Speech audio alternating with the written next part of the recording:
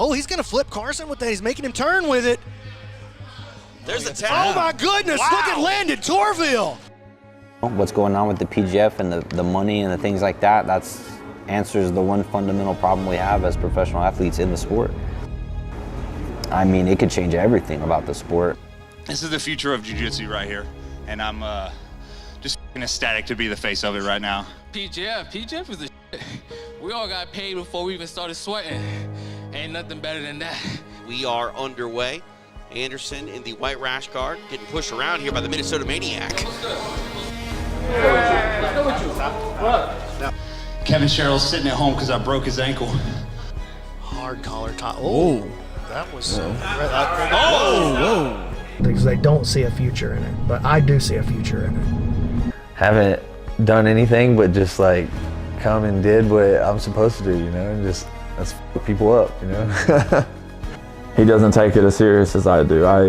This is a lifestyle for me. It's my first experience with something like this, and I just want to say, Brandon, thank you.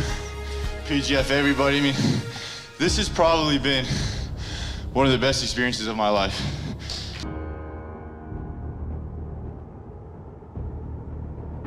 It kicks you into this state of, like I said, excitement or fear or nervousness or happiness.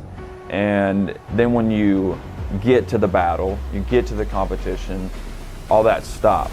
Travis is scary as attacks. He's in. He's got it. It's almost like a feeling of nirvana.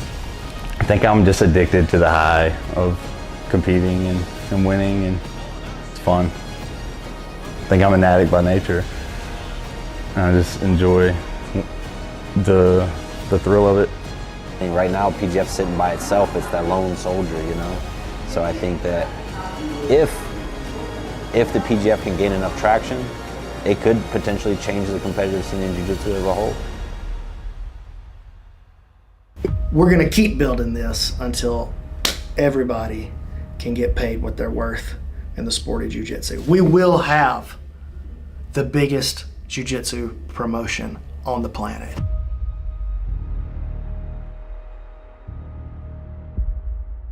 How does the PGF work? We have a pre-selected roster of 20 athletes, and they're going to be split up into 4 different teams with 4 legendary coaches: Hajer Gracie, Andre Galval, Eddie Bravo, and Higan Machado.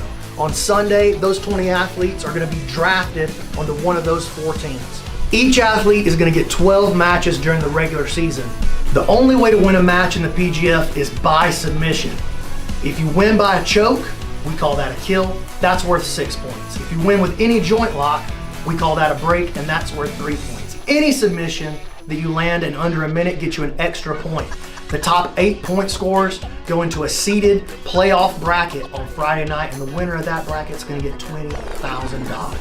The team that scores the most collective points during the regular season is going to win $100,000 in PGF Season 6. It's the biggest season of the PGF ever, and it's probably the biggest event that's ever happened in Jiu-Jitsu. Don't miss it, April the 21st, and if you want to get more information, visit www.pgf.world. X Martial gear is some of the best gear I've ever worn. This rash guard is absolutely perfect. Whether you're a man or a woman, we've got you covered with both short and long sleeve. But wait, there's more. Fasten your Nogi shorts belts, because X Martial's Dojo Roadshow is hitting the road, and it's nothing short of epic. Imagine this, an X Martial team, an RV, and a mission to visit gyms far and wide. We're talking challenges that'll have you in splits, literally and figuratively. Meetings with the biggest personalities in the jiu-jitsu world, and a tour so wild, you'll wish your life had a rewind and watch again button. This isn't just a road trip, it's a rolling jiu-jitsu carnival, and it's all captured on our YouTube channel. Picture the funniest, most thrilling parts of jiu-jitsu, packed into an RV and sprinkled with that special X Martial flair. The Dojo Roadshow is where the mats meet the road, and every stop is a story waiting to be told. So subscribe, like, and get your laugh on, because X Martial isn't just about changing the game. We're about making it hilarious, one dojo at a time.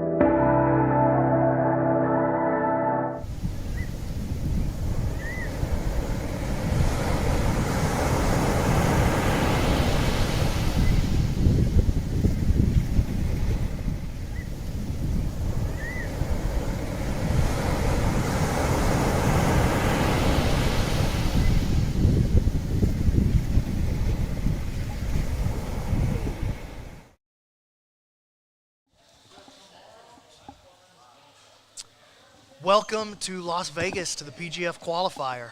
I'm Brandon McCatherine. I'm Tim Freeman. From Inside BJJ Podcast. Inside BJJ. One of the most legendary jiu-jitsu podcasts of all time. Some have said.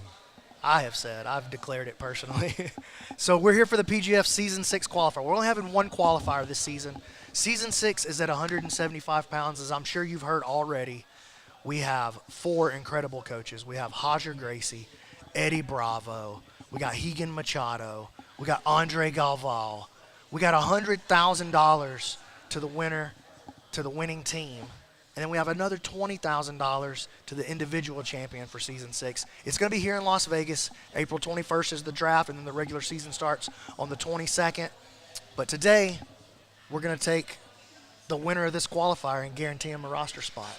It's a big deal. I've been talking to these guys outside trying to get a feel for, you know, how excited they are to actually have a chance to actually get a spot on Season 6. Every single one of them brought it up. They're coming for the spot, man. They want the spot. It's exciting, man. This is really exciting. The qualifiers, in a lot of ways, are just as much fun as the regular season is to me. So we got 16 people in the bracket. This thing's double elimination. Let me give you just a quick overview. Yeah, how does that work? On how it works. You have to lose twice. So if you lose in the regular bracket, you're going to move into the, we'll call it the consolation bracket. We don't want to call it a loser. The not winners bracket. The consolation bracket. We'll call it the losers bracket. The almost You're moving won. into the losers bracket. If you win the losers bracket and the guy who's in the final hasn't lost yet, then you've got to beat him twice in the final. Here's the way the rules work for the qualifier. 6-minute matches. All subs are legal. All subs are legal. There's only 3 illegal techniques. There's jumping guard, there's slamming, and there's any sort of scissor leg takedown. Even the hand on the mat, that's against the rules. Other than that, all subs are legal. Everything's legal. Mother's milk. Yep. No points accrued whatsoever. I can muffle you. You can. And you Neck know what crank. else? If it goes to a draw, let's just say it goes 6 Nobody minutes. nobody's Nobody close. gets subbed. Nobody's It's going to the judge's decision. Now let me explain to you who the judge is and how he's going to settle it up. Yeah, let's hear that, because I've been actually trying to figure that part out. I couldn't find any info on that. I'm the judge. Oh, geez. It goes to Brandon's decision. Be and nice. I'm going to advance Wow. the most exciting to watch athlete from that match. How are we defining exciting? Listen, we know exciting when we see it. That's what we do here, Tim. That is what we do. That's here. what we do here in the PGF. So yeah, I'm looking. I tell the guys during the rules meeting, you need to think about winning, but you also need to think about really coming out and showing what you can do and why you're exciting to watch. We're looking for exciting athletes in the PGF. Winners, yes, but they got to be winners that people are excited to watch. So that's how I'm going to judge if it goes to a decision. Now listen, some may say that's controversial, Tim. Some might. I don't think so. I actually think it's a great idea. Yeah, you know, if it's going to come down to somebody's decision, I feel like it should come down to my decision. What if it comes down to someone coming out here and putting on but not really doing jiu-jitsu? Like highly entertaining, dancing, moving around, flipping around. Is there a chance that they could audition well tonight and actually move on? I mean, that chance possibly exists, but I wouldn't count on it if they're not doing very much jiu-jitsu. I mean, it sounds like that guy's going to lose twice. Probably, right? Okay. Where's my referee at? Where's my referee, young Johnny? Hey, Johnny, will you throw me that flag? Johnny's not wearing the stripes. I'll toss the flag from the sideline here. Johnny said Thank no you. to the stripes. Thank you. Okay, let me explain what this is to you guys. So we have a brand new stalling rule for the PGF this year. It works like this. We have a 20-second shot clock going. If I don't feel like there's been enough action from one of the athletes or both of the athletes in that 20 seconds, Chuck it. I'm throwing a flag, the ref's blowing the whistle, and he's restarting them Blow the whistle. in referee position. Okay.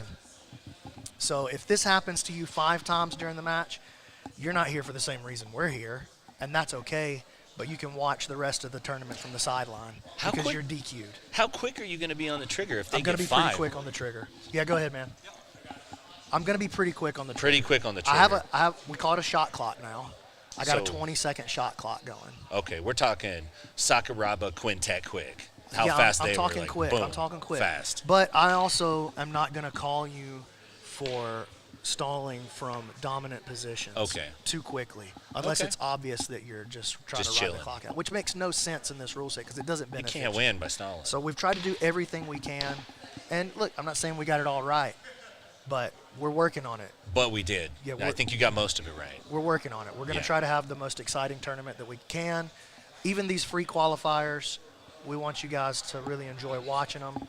And there's a lot on the line here. I told him. Yeah, there is. I told him early. I'm not just taking the winner.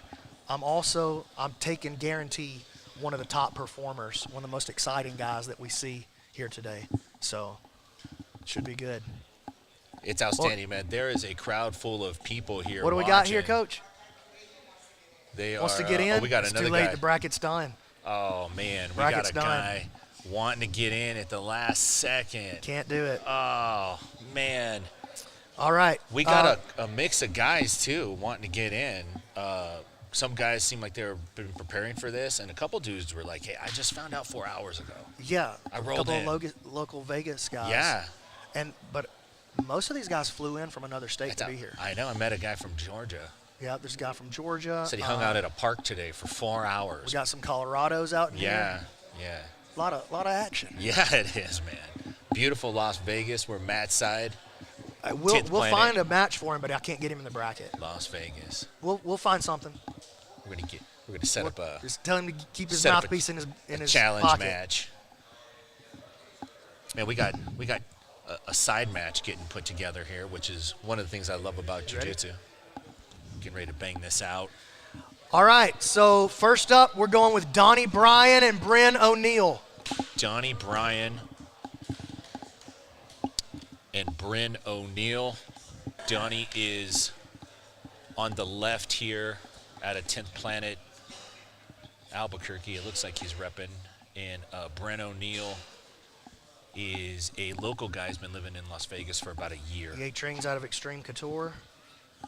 And we're about to kick this thing off. All right, ready? And here we go. 6-minute match. Immediately, Bryan goes for the arm drag. One thing I noticed about Bryn immediately was like the level of confidence that he walked in here with. Very much. And he was planning on going with no rash guard today, but we make him wear a shirt or a rash guard. PGF. Talking to him earlier out front, he displayed the same level of confidence. There was no lacking there, and he's finding himself on the bottom side of a cross-ashi attack here from Donnie Bryan. Yeah, he's going after the leg, but doesn't have anything put together too well yet. Ooh, he might be thinking about that Aoki lock there. Nice little shootout going on with the feet. You know, it's one interesting thing. Well, I think there's a lot of interesting things about the PGF rule set, but one of the interesting things to me is that, yeah, you can be a great leg locker and you can win your way into the qualifier via leg locks, but a leg lock only scores 3 during the regular season versus a choke scoring 6. Yeah, man, you're trying to get a kill. You want to get those 6 points. Right, Donnie's pulled him down into the, Bryn's pulled him down into the closed guard. Maybe you would expect the match to go the other way right there, right? But yeah, okay.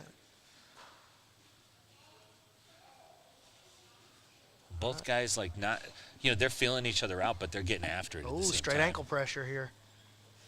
Let's see if both guys. Bryn can finish that. O'Neill's got the knee line out. He still could be in some danger there, though, right? He's fine. He came out now.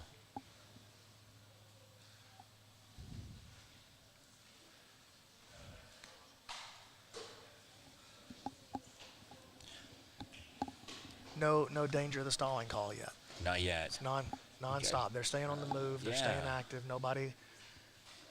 Yeah, active doesn't necessarily mean fast. You know what I mean? Like people hear active and they think fast, powerful. It's not necessarily what it is. You got to be working. Just work. You need to be working towards a finish somewhere. Working towards a position, something. We got both guys getting after it tonight. Bryn and Donnie. About 3.5 minutes to go here. Submission only, no way to score tonight. The only way you can score is by winning or impressing the man sitting next to me. B-Mac. Got these guys. This is not just a match, this is an audition. For sure. And Donnie looking to turn the pace up there. Imagine if I could throw my voice and tap you at the same time. That would be a winning. Look at this, Donnie skill jumping set. on the head here. Very close. He's past the guard, halfway through. You see Bryn's trying to make some space there and turn in, and he does. Comes up on top. It was a nice exchange. Oh, nice Kimura. Sits out for the Kimura. Let's see if Donnie can get it together and protect himself. He has to go to the bottom. Ooh, I don't Bryn's think going to try to turn to oh, that head. Oh. Doesn't want to come up on that necessarily. And he manages to stay alive, but his arm's still trapped. Yeah, he's not out of danger yet. It looks like Donnie's using his left hand to hold his right hand now. Beat that Kimura. No, he just cleared it. And Bryn's staying on the grip. There's Got the tap. it. There's the tap. Nice. Bryn O'Neill with the Kimura. Nice, good work, Moves guys. on. Picks up a nice win against Donnie Bryan from 10th Planet Jiu-Jitsu. All right, Manning Leverett versus Wyatt Montgomery. You guys have got 2 minutes. 2 minutes. Wyatt Montgomery.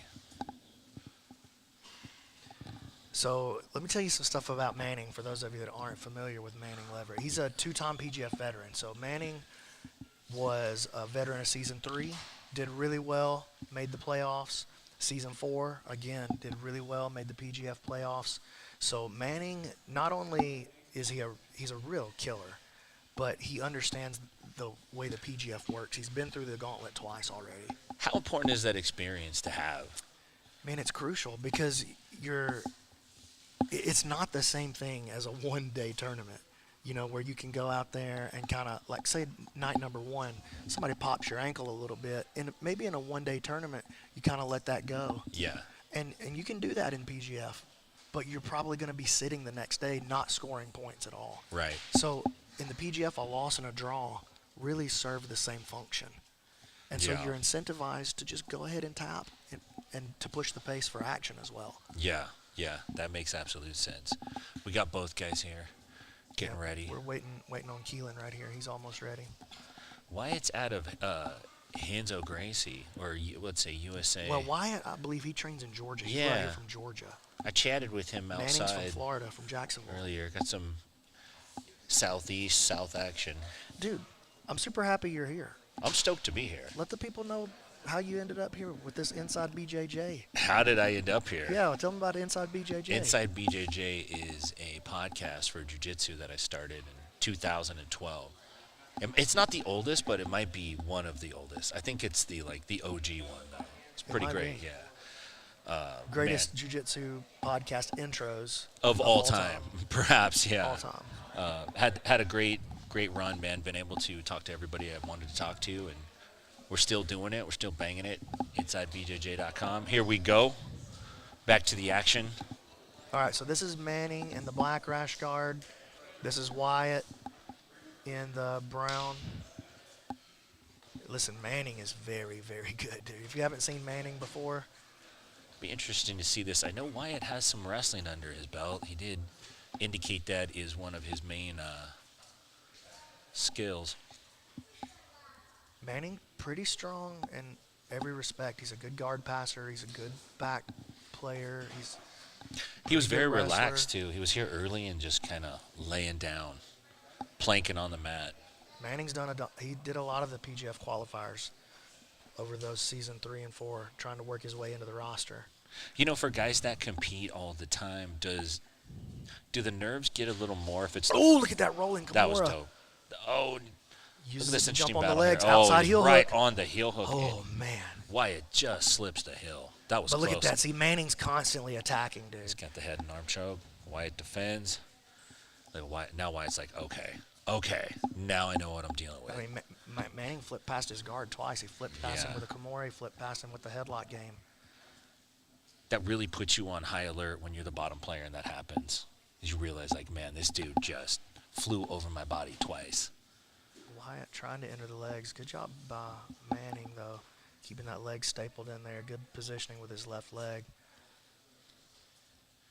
Wyatt wants to get an elevation going with that butterfly hook. Yeah. But Manning doing a good job in that headquarters position, trying to smash him out. Just tries to back step through.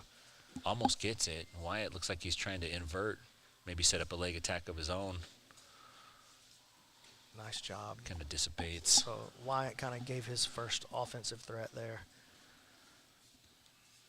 Manning really like out in front, leading the dance though. Yeah, setting the pace for sure. I think we're going to see him try to roll past this again. You think he's going to try to take a shot over the top, and there it is. He slides through this time. Knee slide, but a nice job though by Wyatt. He's inverting well, but let's see if he can keep Manning off. Manning's got that. He's back on the little mini leg attack right there. Manning's got that pace that'll start paying dividends with 2 minutes left kind of pace. We just got a booger on the mat. Booger alert. He's wiping it on his belly. Manning literally just blew a snot rocket onto the mat. Picked it up and wiped it on his belly. Picked it up, wiped it off, and Wyatt didn't flinch. He went Wyatt right back with a to nice it. entry here. And he's got that outside heel hook. He's got double outside. Yeah, double outside is a real problem, though, if you don't have the heel hook. Man, it's hard. Already. It's hard to stop your opponent from coming up. Both players up against the wall. Yeah. How much action can take place against the wall before As long we as pull it's them out? still active and they're still moving, I'm going to let them. Can you run the wall a la Craig Jones? Yeah, as long as the action's on the move. Another outside heel hook. This is a He's pretty got good the entry heel here. now. Ooh, And it just that was a much better entry.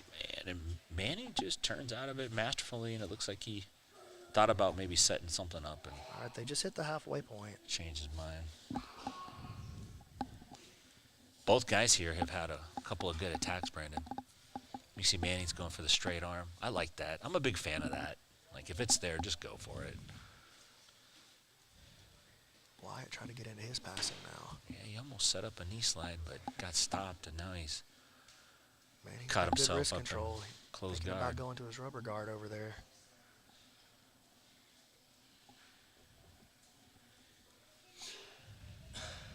You can see Manning's got a wrist control on the left side there. Wyatt's staying low. Hands are out on the mat. Man, there's so many traps in here. It's so difficult to deal with for the top player. And it looks like Manning's setting up a shoulder crunch on the far left side, Brandon. I can't quite get a sight on it. He does have it. He's going to need a butterfly hook to make it happen, though. Ooh, turn it into a near side arm Nice. lock. Oh, And look nice at- sit through look by at the Wyatt. sit-through Pretty by good heel Wyatt. hook. And Manning pushes it out. His knee was inside, man. Really nice work tonight. Yeah, neither guy really slowing down here. I don't know where that booger ended up. I think it's tucked safely away. Safely away in the mouthpiece of. You can see Wyatt's trying to fight for wrist control here.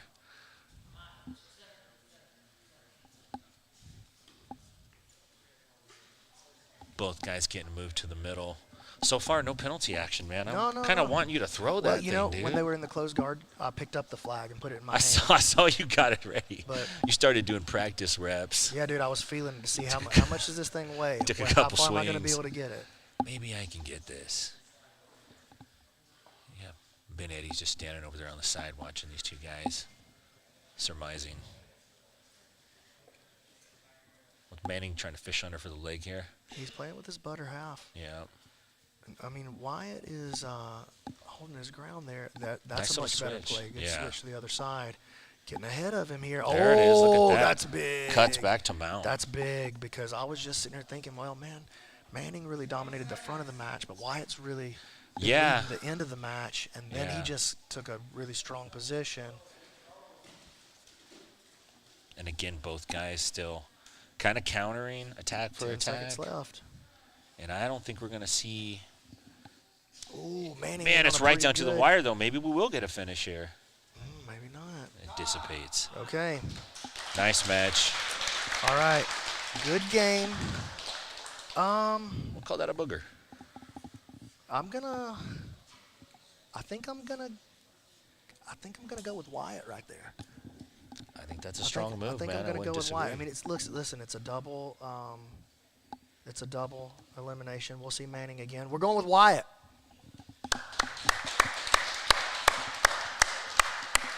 You know, Brandon, I'm not going to lie. I forgot you had to make the decision right on the fly. Yeah, it's a lot of pressure, dude. I'm sorry. It's a lot of pressure. Is there anything I could do or say to help you? No, we're good. Okay, all right. Patrick Cahill, Samson Fumabout. All right. And Samson is also a PGF veteran. He was he in is. season 4. And Samson just recently won the ADCC Open at Long Beach, I think. Oh, outstanding. Nice. So, huge tournament. Huge tournament. So he won the advanced division over there. Got so some momentum coming in behind him. And just got his black belt not that long ago. He's up against Patrick Cahill. This is Samson. Man, Patrick in Cahill's the all black. Big middleweight here. Yeah, some of these guys cut a little weight to get here. Yeah. Cahill looks like he cut some. He's a pretty big, good-sized dude. See him playing the head. Samson went in there. Oh, jumped towards the into triangle. That was sick. Taking advantage of the rule. You can't jump guard, but you can jump a sub. And he still got that. He's going to hook the leg, and he might actually have some action here, but his head's trapped. His head is trapped. Oh, he's caught in a triangle as well. Actually, he's caught in more of a triangle than Cahill is. Cahill just turned it around. This is the drama of jiu-jitsu that often plays out in a match. Dude. And we'll see if Samson can find a way out from this position. I mean, he's locked in a pretty tight figure 4 right there. Is his biggest problem right here that he's just locked? He's not actually in. His biggest problem is his posture. See, he's trying to pull. His head is stuck. You can't get good posture right there. There he goes. He pulls it out. Let's see if he could go right immediately into onto an attack. Look at that. Look at this dude. Got an inside heel hook potentially. These guys are getting after it, man. I think you're going to have to set that flag down. I don't think you're going to need it. Oh, it's not even. Look, it's off to the side now, dude. Cahill's got an arm isolated. It looked like he was going to spin through for an attack, and he's. Look at this. Samson already with his knee through on the leg attack. Nice. Right back to the outside heel hook. And he's got a good bite on the heel, and they're going to roll. And let's see if Cahill slips the knee line. He slipped the knee. Look, he's trying to get tombstoned right now. Samson almost got that tombstone.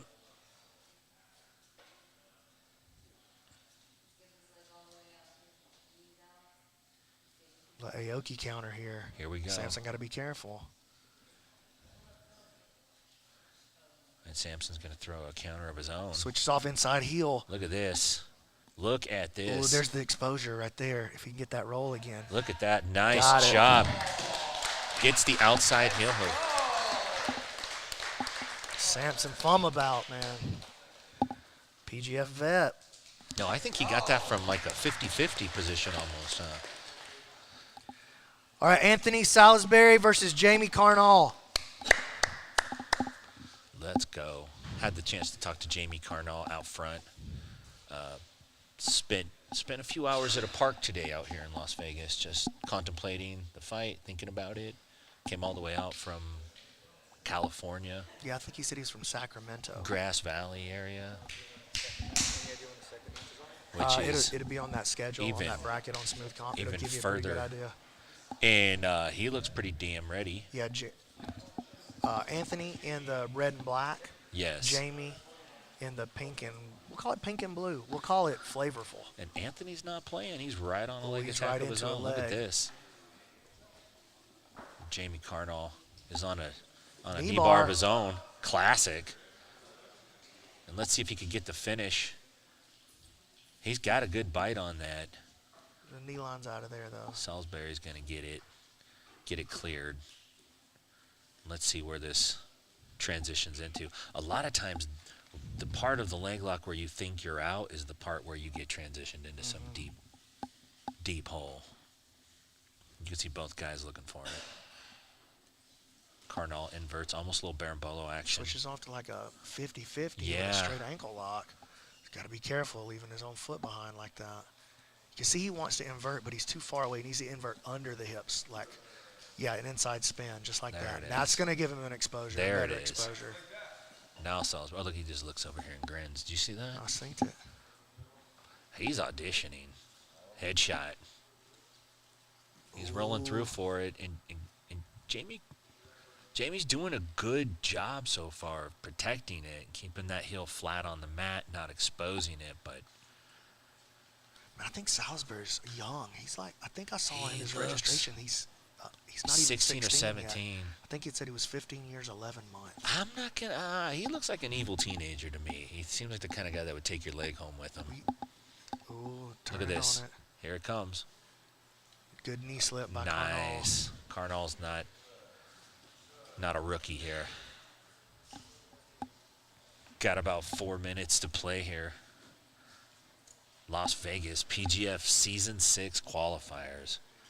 Matside at 10th Planet, Las Vegas with Brandon McCaffrey. Whoa, look at this. Nice counter.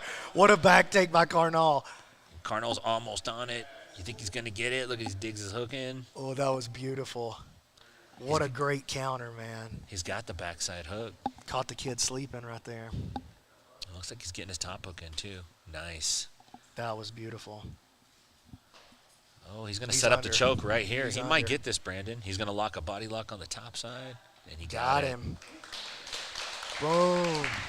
Man. Biggs. That was a big win and a great move. But you know what? I'm impressed with the kid.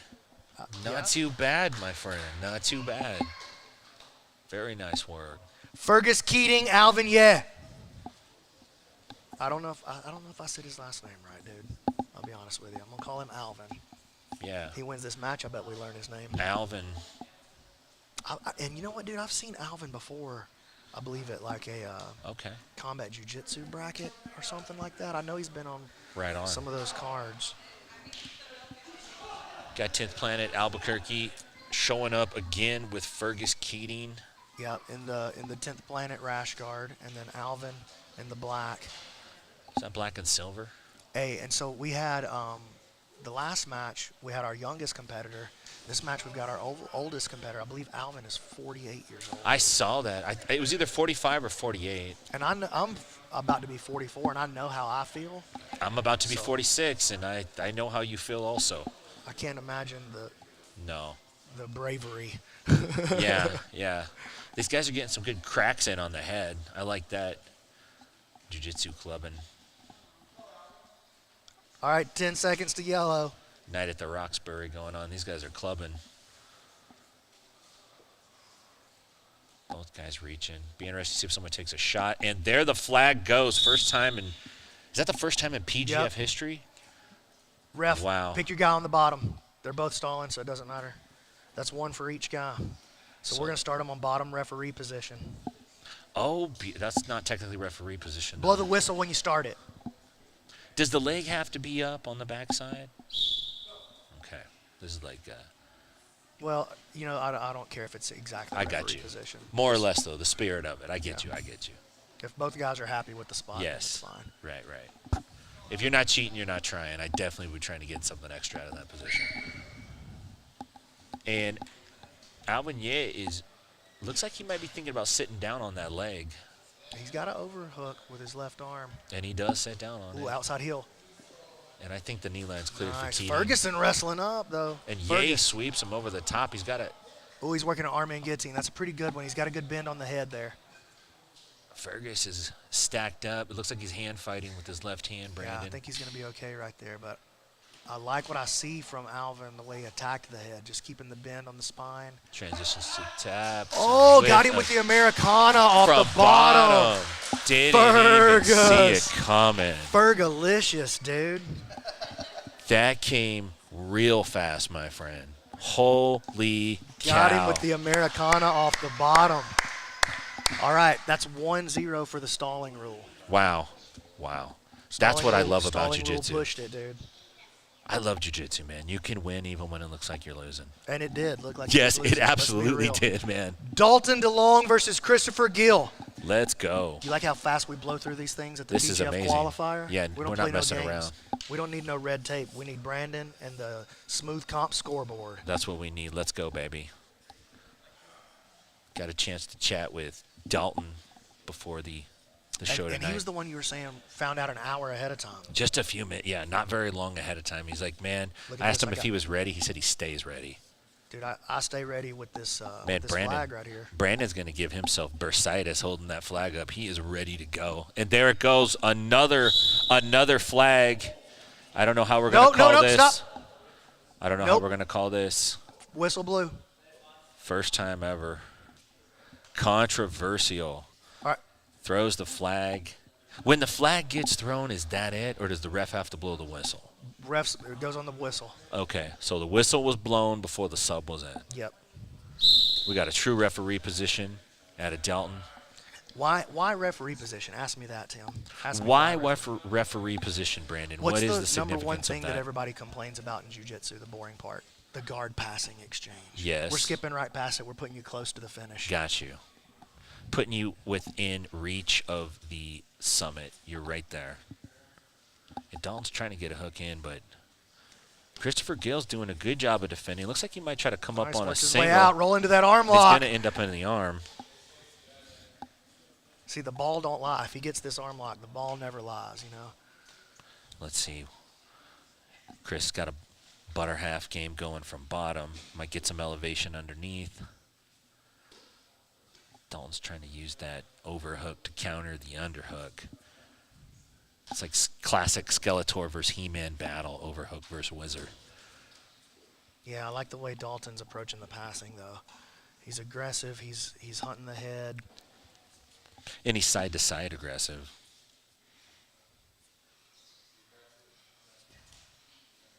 He's right up on that head again. Yeah. Not even fighting for the underhook, just controlling the head. And he's going to backstep through this. Nice. Cleared the knee line and backstep. That was beautiful. Attack on the head here. Got a little wide on the step to the mount. There, he did. Jiu-Jitsu's got a way of making you pay. You can't eat the whole burrito in one bite. That's what I tell my students. He's going to find himself in closed guard, which, depending on the closed guard ring, can be a real hassle. Let's see if Gil can work this. You see what I got here in my hand, don't you, Tim? Yeah, I see it. But Chris was just setting up a pendulum right here. Let's see if he can get something off of it. He's moving. Look, I ain't throwing it yet. He's moving side to side.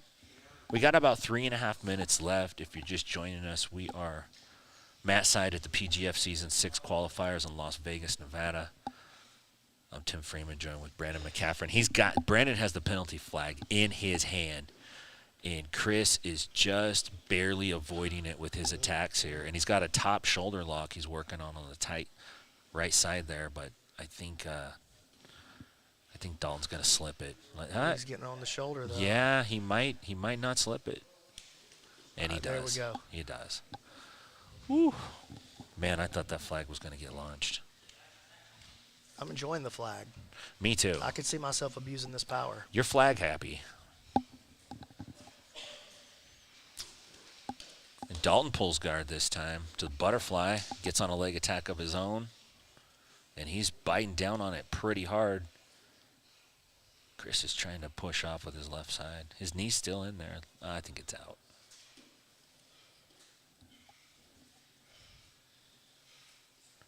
Some heavy breathing going on right now, man. 2.5 minutes. Hey, we got the smooth comp scoreboard and everything engaged. Now look at this. Nice back take from Gil.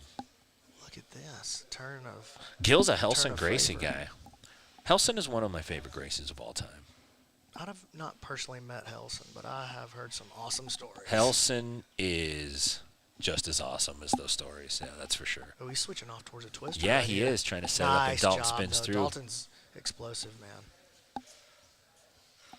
Gil's got a good high guard, man. You can see he's playing the butterfly hook quite well tonight. So why am I not pulling the trigger here? Well, because they're working, man. That's right. They're working. And you know what, dude? I've been around jiu-jitsu a long time. I know when a guy's working slowly and when he's stalling. That's not the same thing. We know Rihanna when we see it. See? You know what I mean? I hear that. Christopher's looking for the pass. Both guys are sounding pretty windy. We got about 1:20 seconds All right, Gil, on the clock. let's go. And he jumps for the head and arm choke. He's got an arm in guillotine there. Minute to go. You think he tries to switch that to a Darce? I think he should. And he does. Yep. Almost gets it. Oh, look at that nice counter follow, though. That by was Dalton. beautiful. Maybe we said it too loud. That's okay. Now Dalton's gonna passing, looking for a Kimura. Yeah, he is. Oh. Gets reversed. Yeah, he's still in front of this though. And there's a leg. There's the outside heel. Knee line's clear. Yeah, Gill's out. We got about 30 seconds on the clock. We're coming right down to it. Gill's looking for a toe hold. Both athletes are coming our way. Reset. And they break up. 25 seconds. Clock running. Man. I thought you were going to. Start him back on the feet. Start him back on the feet. On the feet, on the feet, on the feet. On the feet. There we go. Little confusion here. We're ready. And we got 10 seconds. Dalton takes the shot. Gets on the head. 2, 1. Nice work. Both gentlemen come up to a draw. No question about it for me. It's Dalton.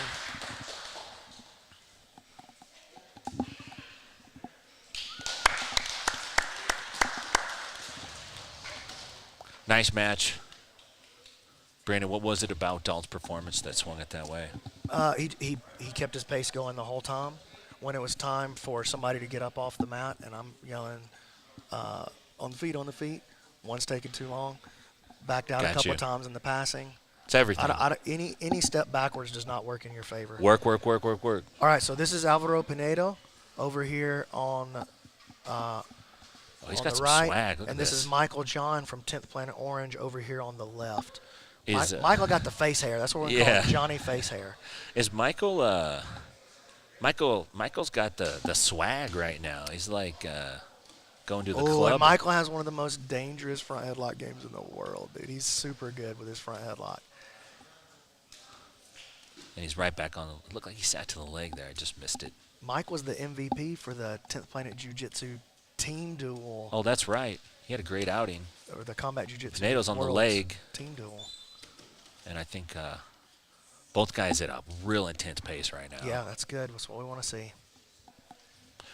Pinedo had some swag when he came in there. It looked like he was getting ready for something. Both guys moved back to the middle. Yeah, and I appreciate that. Mike John, he is an all-star, man. That guy's everywhere. He's always doing well. Fast and exciting. He told me that he wants to be exciting tonight, that's his main goal. He values being exciting. Starting both guys up on their feet. He blew that whistle hard for me right there. Blow the whistle, baby. That's a good job, Johnny. Mike's at a 10th Planet Orange. He did a seminar at our 10th Planet out in Stockton. Everybody loved him.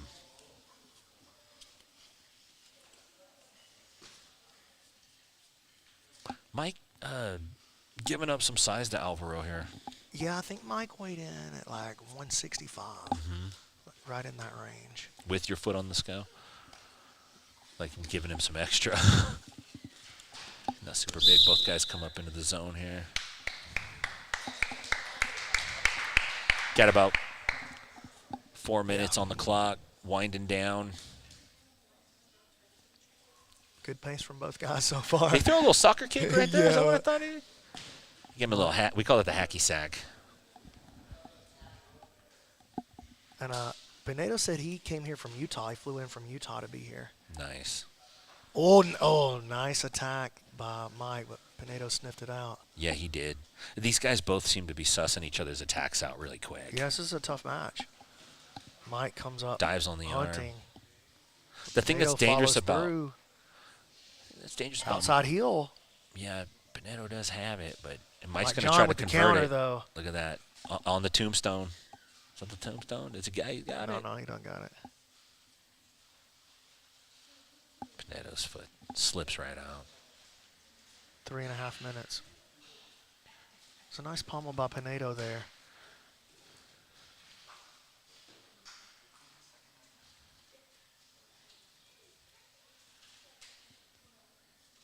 Both guys on the attack. Who would you say has launched more right now? I feel like it's a dead heat right now. It's pretty close, right? Yeah, because even though both guys have been like nonstop on the John move, with a nice throw by from the ground though, man. You don't see that often. but to no effect though. Right. Yeah. And that's been really the story of both the guys' aggression so far. Right. Like there's plenty going on, but there's nobody really right. asserting their will in any way. Both guys trying to kind of get past the first exchange. It seems like they get a couple moves in and then it dissipates. Yeah, it's like both guys are super jab heavy with their game right now. Yeah, that's a good way to describe it. But nobody's been able to throw any like meaningful power shots so far. Not sure what that was about. Little gentlemanly jiu-jitsu reset. Yeah, I think it was a little bit of a toe caught in a rash guard Oh, kind I of see. situation. Little toe action. Yeah, I told him not to do that. Oh, I like that. Is John going to be able to invert there? Doesn't look like it. 2 minutes to go. He's playing shin to shin from the bottom. Trying to get under that. He might.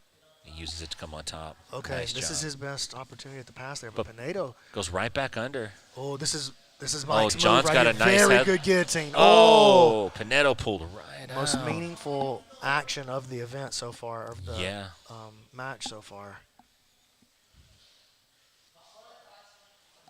Both guys getting after. Yep, picked up that flag one time, Brandon. No, I'll put my hand on it for a second when they touch the closed guard. Anytime they go to the closed guard, I'm going to touch that flag. I think. Nice. And see, that counts for a lot, but look at this. Clears the head. Pinedo Mike goes right shuts in it down for it. immediately, though. Both guys got a healthy variety of attacks in. Maybe just a little lacking in the control. Got about a minute left on the clock. Mike John versus Alvaro Pinedo. Both guys looking for a spot, Season 6, PGF. $100,000 for that winning team this year. And a chance to win the individual playoff and become the champion. And put 20,000 more in your pocket. Man, I'm. I don't think there's ever been a total prize bigger than that in jiu-jitsu for one event. I don't think so. You might be right. I have heard, I remember like Burkett or whatever it was. Yeah. I think they did $100,000 one time, or Spider. But that's just our team prize. Right. Nice. And John's doing some wall wrestling. Mike John with the takedown off the wall. Yeah. Now he's in his world, right? Mike John's got a MMA record. That's for certain. Tom. We got a draw, man. Wow. You know, Brandon, Good pace. It's a tough one to call, but I think I know where you're going. Yeah, I feel like that one was pretty clear as well. I think you're right. I think that was a good call. Jared Heyman, Dane Leak.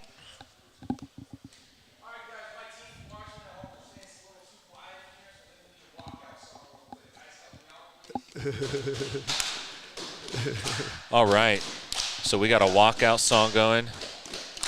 Let's do this. Look at this.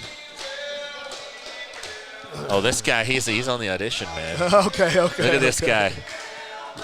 Oh, he's got the whole place going. Look at this. Nice job.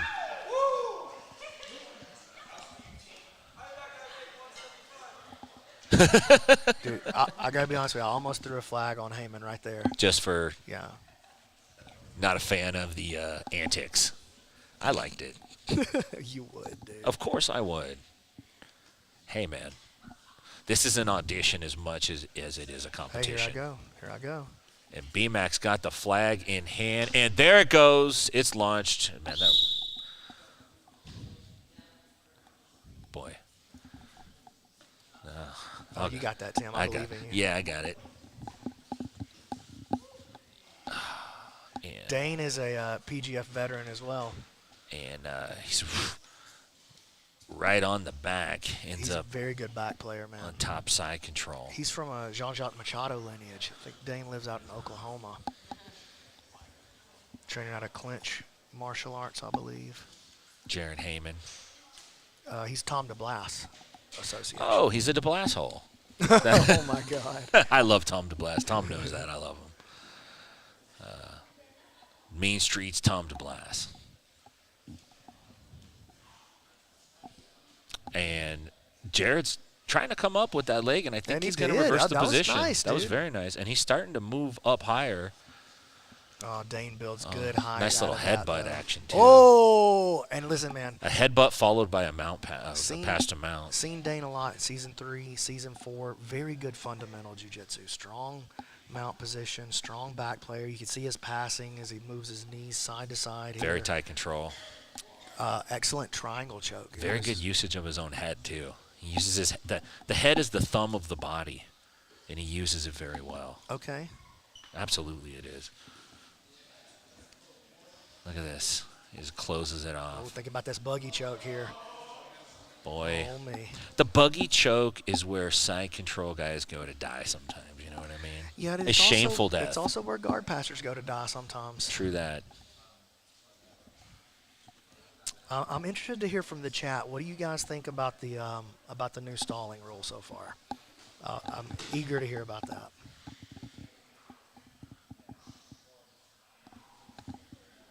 Dane pushes down into the half. Let's pass the guard again, man. Dane looking sharp.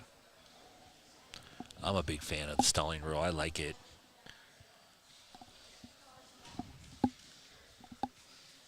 Dane sliced right through. Bro. Just like a hot knife through butter right there. Yeah, buttery guard passing. Butter. Buttery. We should get a sponsor, you know what I mean? Like Parquet or something. We're sponsored by Butter for the best pass, you know? That's a pretty good idea. Yeah. Or like margarine. Yeah. Is margarine still legal out here? No, margarine's like not too good for you. Still legal. Is it still legal? No, man, that's been outlawed since '83. Yeah, I think they did outlaw it. Look at that hard crossface by Dane. Man, he's got real good top control. And listen, man, again, Dane's been through this qualifier grind. He's been through the PGF grind twice. Season 3 veteran, Season 4 veteran. Heavy crossface. Look at this. He may be setting up a triangle on that far side. Using his head quite well. Heavy with that body. Look at that. Man, Dane looks awesome, doesn't he? His top control is very smothering. I mean, listen, Heyman's able to move around down there, but he just kind of got some air finally, but he really wasn't able to get into a position that was very advantageous for him at all. And he got out because Dane decided he wanted to push the action a little more. Yeah, absolutely. He pulls guard. Dane, a very good guard player, man. I'm telling you, Dane got to be one of the favorites to win the bracket, honestly. We'll see what Heyman can do from top. He briefly had the top position and got reversed quite quickly. You can see both guys kind of in a little leg battle here. Hard there. Yeah, he is. And it looks like he's going to get his knee back up into the front. Fighting for the knee battle, and it looks like he got it. And he shoots a triangle. Look at this. He's got a triangle right now, and he's going to go up to the mount. Killer triangle choke. That's a wrap, dog. And I think See ya. Jared's going to be in trouble. He might turn this to an arm bar. I think he's going to turn it to an arm lock. I think he's going to dig back through. He's going to hit that belly down. He's going to miss it.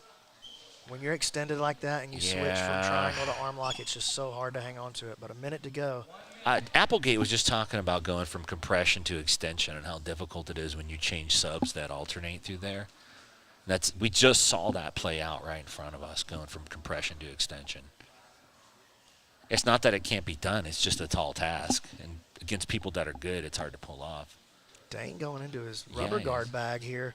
Might pull a carny off or a sweep here. That's omoplata, just regular old school omoplata. It's like just a real casual forward roll alto right there, right? Both guys are getting tired here. There's about 30 seconds on the clock. And, I mean, I know you are the judge, but it seems to me like so far most of the action has come There's another triangle choke. From Dane. And this is his move right here. He likes this reverse triangle better than he likes his regular triangle. We got about 15 seconds. The question was, could Jared get out? And he just did. How much energy is Dane expending here now As at this much point? as he needed to get the decision, dude. Time. Nice job from Dane. So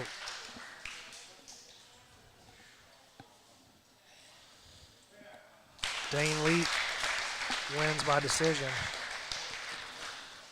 That was nice.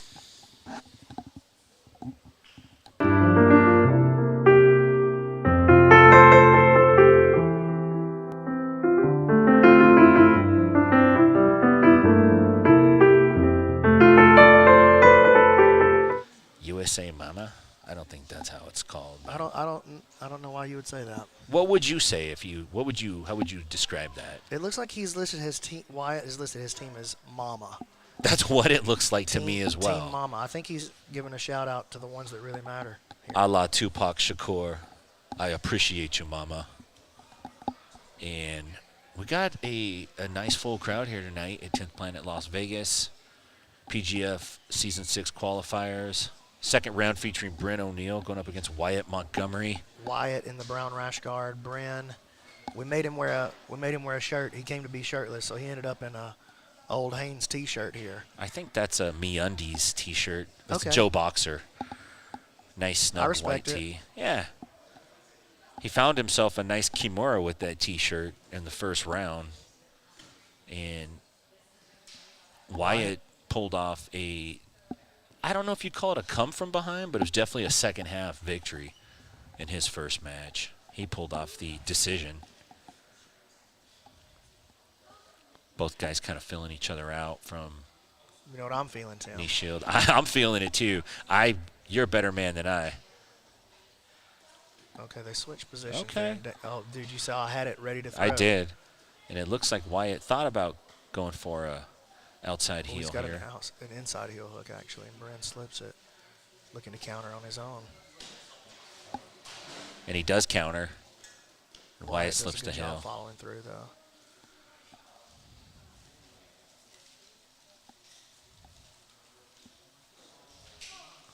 Ref's got the whistle in his mouth now. He's ready. Yeah, he'll pick up He's on it. ready. Both guys kind of still playing the grip battle, transitioning just enough to keep. Yep, just enough to keep me a piece. Just to keep my partner over here from tagging somebody upside the head with the yellow stalling flag. Appreciate all you guys joining us in the live chat on YouTube. I know this is on Facebook and streaming to a bunch of different places, a lot of different channels, but we only see the chat off of the YouTube channel, so appreciate you guys. Somebody said the thumb is the thumb of the body, Tim. Well, listen, the head is the thumb of the body.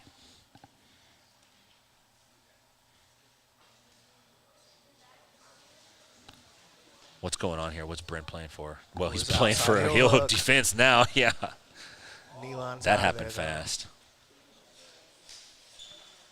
Brent comes up on top. Both guys, maybe not with quite as much intensity as they brought out the first round, which kind of makes sense because they both had pretty tough battles. The same pace. He seems like he likes that kind of half court style. You know, yeah. Which is fine. Play good basketball in the half court.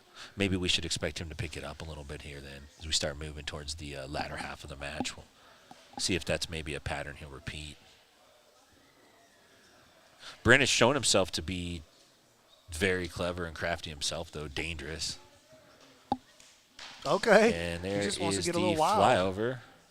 Well, that'll keep the flag from. And he thought about another one. He thought about it.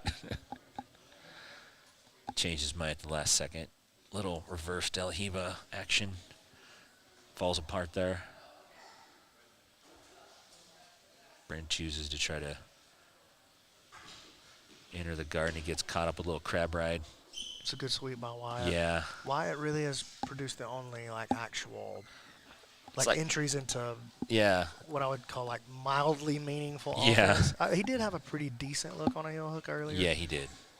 That entry is like getting caught with your pants down, literally. Like you just gotta stumble away. We got about 2 minutes on the clock. So far, neither guy has really distinguished himself clearly. Yeah, I have to agree with that. They're both playing for the position, but not quite doing enough to cause a major threat here at PGF Season 6 qualifiers. See if Brand wants to play a little De La Hiva action, changes his mind. You don't see too much no-gi De La Hiva, just straight OG De La Hiva. Yeah, it's very hard to play.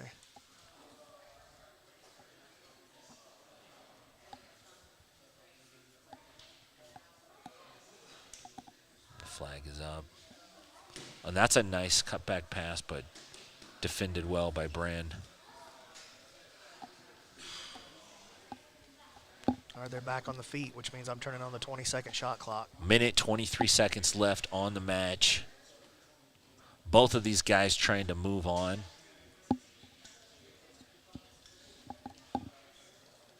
Ten seconds to the get down.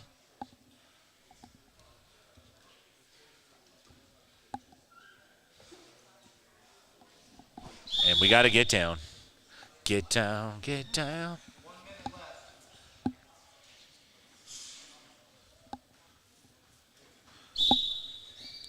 And Wyatt starts with referee's position, almost gets the back.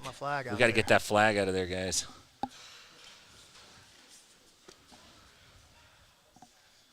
Wyatt's still on the back attack. Let's see if he can take advantage of this. Bryn recovers. Wyatt going to try one more offensive run. He doesn't quite have the knee line, but it is a good turn. It's a little shallow. Ooh, maybe a ham sandwich right there. Yeah, that was close. 15 seconds. Bryn's asking who's winning. He wants to know who's winning. And he takes a foot to the face in the process, but I appreciate the approach. Both guys trying to make it happen, and we run out of time. You got a tough one ahead of you, but I have a general idea where you're probably going with that one, B-Mac. Yeah. Wyatt, Montgomery moving on. And so I think that was Bryn's first loss, right? So that Yeah. puts him. That was your first one? That puts him in the loser's bracket. All right, Samson, Fumabout, Jamie Carnal. Looking forward to a nice matchup between these guys. And Bryn not a big fan of the decision there. Well, you know, nobody likes to lose, man. Yeah, again, if somebody's got to take the heat on a decision, I'll take it. Well, you're the one making it. You should take it. I don't want to take it. You take the hit, I'll take the laughs. Samson Fumabout had a nice, relatively quick matchup. Carnal had a real tough match and ended up pulling the submission out very Look nice. at that. Samson trying to roll through to get on the leg right here, and he's on. And he's on it. He's cutting over to the inside. Oh, man. Samson dangerous right here. Carnal's keeping a watchful eye on that foot, but he might be a little too exposed already. Let's see if he can roll out. His knee looks like he may be cleared. Yeah, he's safe now. Boy, it's such a delicate shootout down there.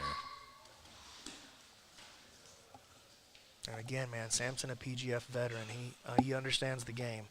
It's push, push, push. Nice foot control. Goes into the back attack off the drag. That was beautiful. And let's see if he can come up with this. Carnal's doing a relatively okay job of fighting the feet here.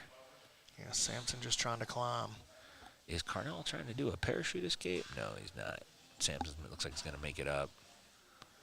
Excellent work, man. And Samson already starting He's to sneak advancing under the that neck, choke. too. I saw that. Yeah, he did that early. And that's what timing is, man. You leave the house before they do. Look at that. All he needs to do is attach the hand. I think he's going to get he got a shot on goal. Right into a Might have another headlock, one there. Jamie pulls out of there, but okay, I like this. See that? That's what I'm talking about. Right into the next attack. Like Immediately. No delay. It doesn't mean you don't pass the guard, but it means that there's no taking a step back and gathering yourself. Stay in the pocket. This is not open mat on Sunday. Yeah, just stay in the pocket. That's what Right. I'm really looking for. I feel you. Let's bring it. Samson's working on that leg. What's he looking there for, Brandon? He's just got an entanglement going right here. He's putting a little pressure towards the end of the foot, but it's not really a submission position here. He could start to get it stretched out a little bit here, but he's got to be very careful playing with that straight ankle lock in the DOA. See as Jamie comes Carnal's out. going to lock his hands, get some weight on the knee. And He attack wraps the head. again. And here comes the left side Samson's whizzer. got still got this entanglement going over there on the He still might be able to roll side. under He's working that. like a ham sandwich here against the head, you see. He might come out with that. This is a battle here. Carnal's really squeezing the head here. Yeah. Does he have enough of a bite on that, though? It's hard to tell what his left. Oh, man. That looked a little deeper than what I thought it was, actually. But foam about, manages to escape.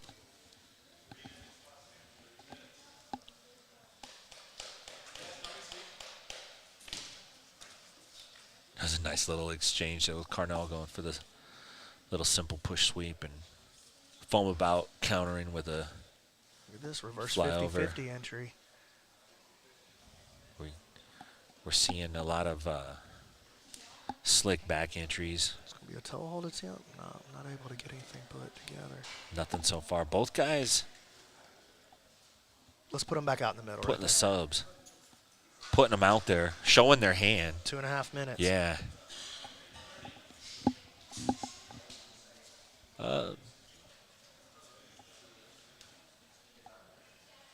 Similar body types. Okay. And Carnell moves to the back, and that was a Nice slick play.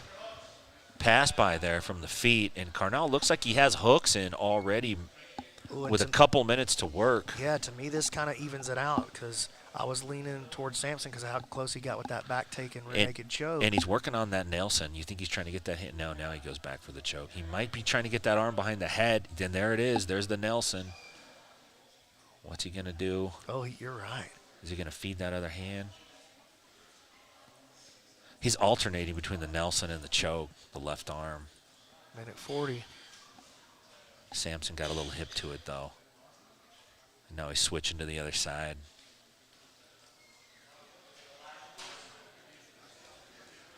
You see Carnell's playing that Ooh, grip. he's got the arm trap. Now he's got Sampson in some trouble now. This is man, not good. This is bad for Sampson. I think I think Carnell's he's going to gonna get pull him. this out. He does. Oh, What wow. a nice job. What a great win. That's the second time we've seen Carnell come back like that. You're Where right, dude.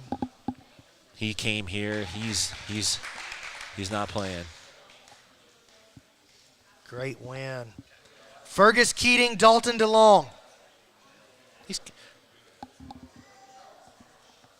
Carnell just gave a little Nate Orchard vibe there at the end there. Just gave a little, like, breathe Okay, things. I Like, can okay. appreciate that.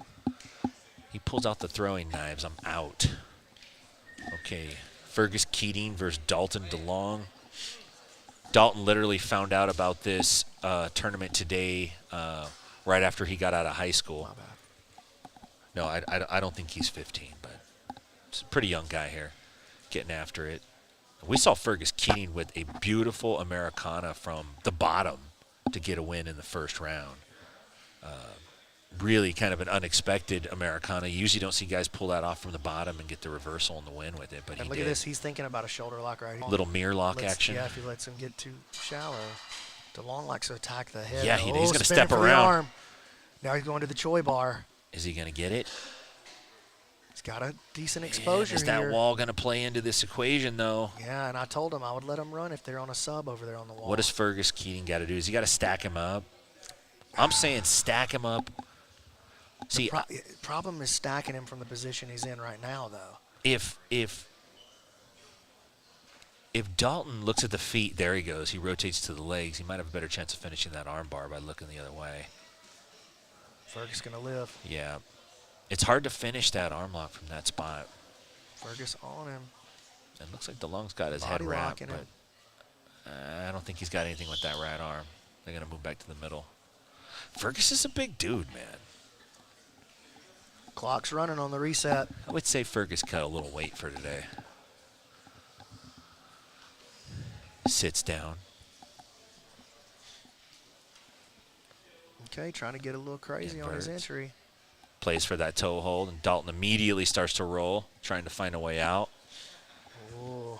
Fergus He's is on that closer- heel. Yeah, he's closer than you think. He's on it, but I think Dalton's knee Okay, line his slipped. knee line is out. What's the attack once the knee line slips, Brandon? What do they got to watch out for when they're on the way out but not all the way out? Slicers. Slicers.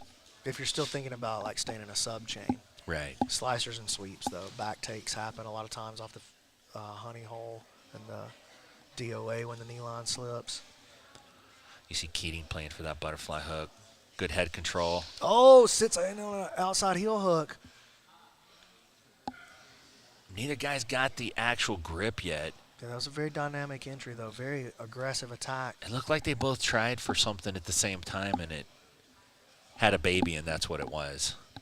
Dalton's on the DOA. He just doesn't have the heel exposure or bite yet. Decides to trade, spinning, could get onto the inside heel, maybe even a knee bar right here. Man. Nice job by Ferg. Yeah, he clears the knee line, comes back up. Dalton plays the head. Both guys on their feet. That stall clock, I don't think is going to come into play here, man. These guys are getting after it. This is the kind of places where it happens. Dalton's back on the heel. Keating's on the opposite leg.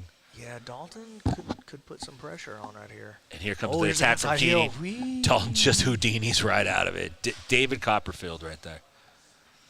Now you see it, now you don't. Got about 2.5 minutes on the clock. Keating's back under for another attack of his own. Looks like he's got an ankle. Yeah, he's hanging on to that ankle Dalton. as he spins through. Dalton slips out.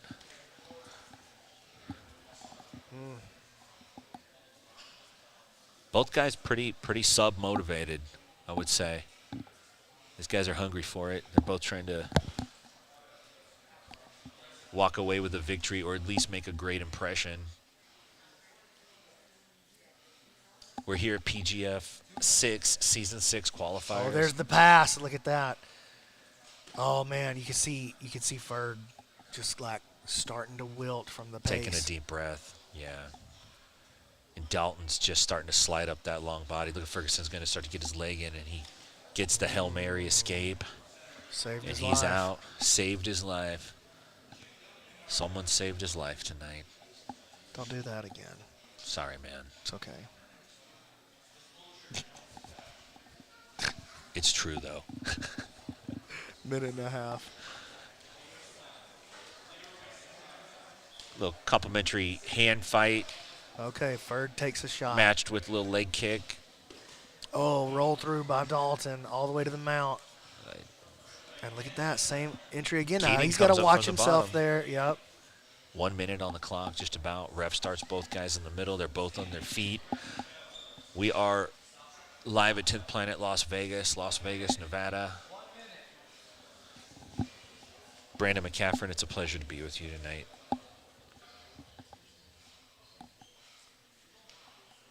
And here comes the stall call. Let it go, man. Let it flow.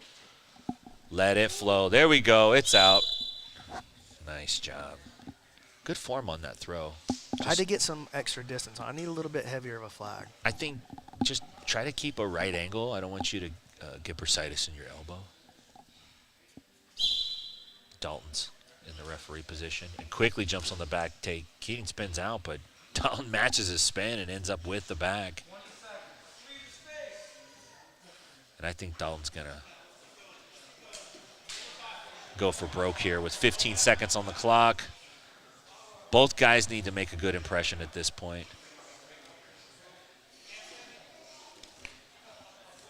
Hey!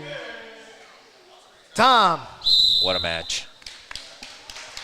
Ladies and gentlemen, I don't know who he's going to pick. I'm interested in seeing who my partner picks on this one.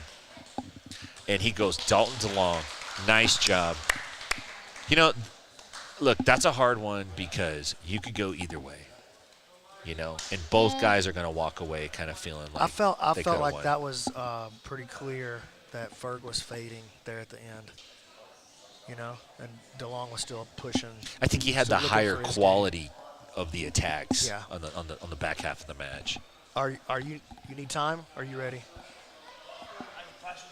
Okay, it looks like we are moving over to the second chance bracket. Yeah, this is Mike, John, Dane, Leak right here. You can pull up once you pull up the bracket on your on your screen there, so we can keep an eye on it as Let's well. do that. And for those of you watching at home, you can keep an eye on the bracket. The link is in the description. And we got a flag call. Yep, sorry. Flag came in. So let's see. We are looking. Geez, come on now.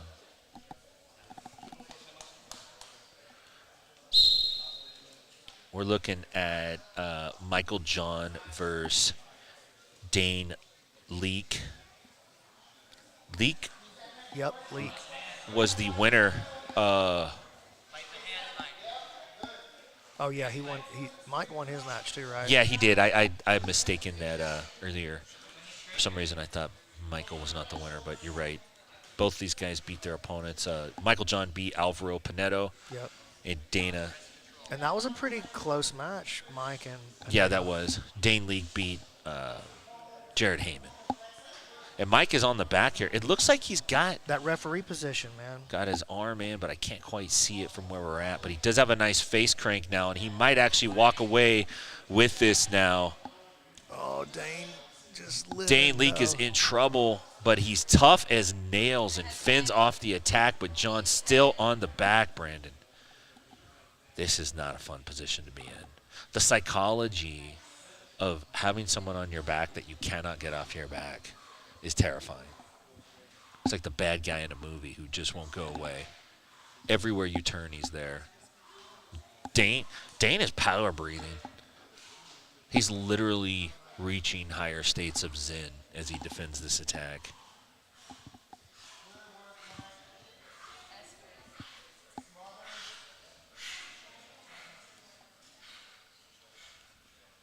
Look at this guy. Mike John not deterred from the yoga breathing going on here. He's still standing on. He's got a nice attack there. Oh, I thought he had something cooking there. Look, Cook's going to get his head, Leak's going to get his head on the back of the mat. Mike slides his arm right back under.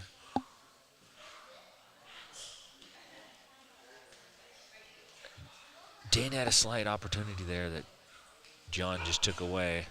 And he's got the body lock on the top side now.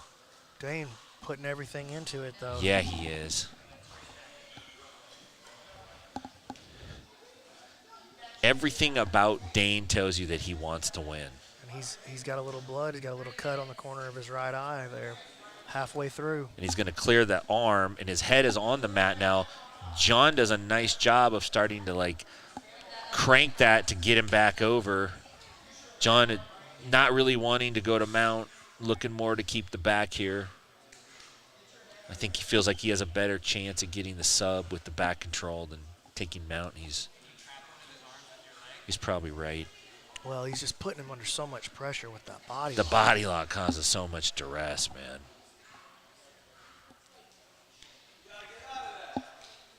With the advice to get out of that, which is my favorite jiu-jitsu advice. Stand up and get out. So, has anybody, you're looking at the bracket there, has Yes, anybody sir. been eliminated? I don't think so. No, right? not Nobody's yet. lost twice. We haven't had any of the second chance matches yet.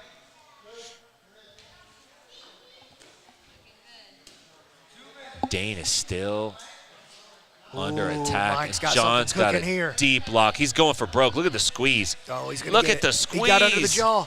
Look at the squeeze. Dane is not going to give up. He's not going to give up. Oh, and he gives up. Whoa. What a match. Dude, Mike John. Nice job. Mike John is a killer. Brandon, he's a killer.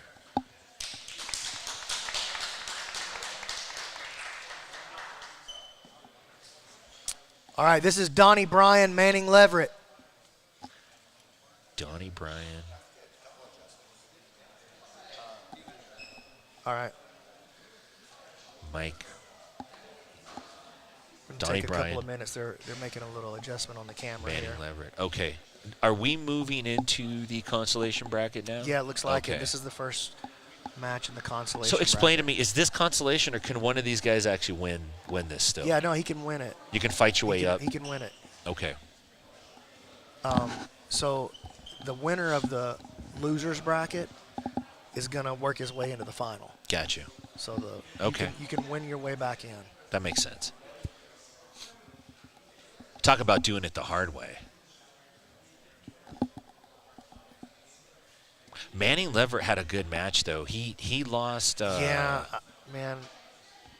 That was the hardest decision so far for sure. Yeah, that was a tough match.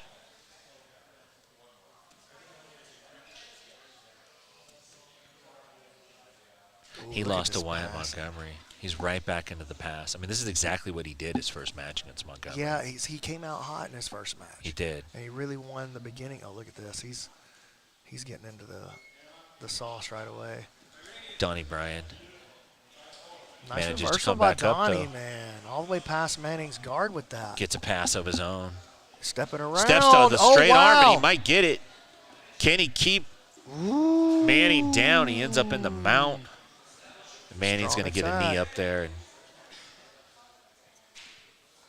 Donnie Bryan throwing out of an attack of his own. I mean, all these guys are good. That's the thing. They're good, and the moves work. So reset him to the middle. I think the flag is working.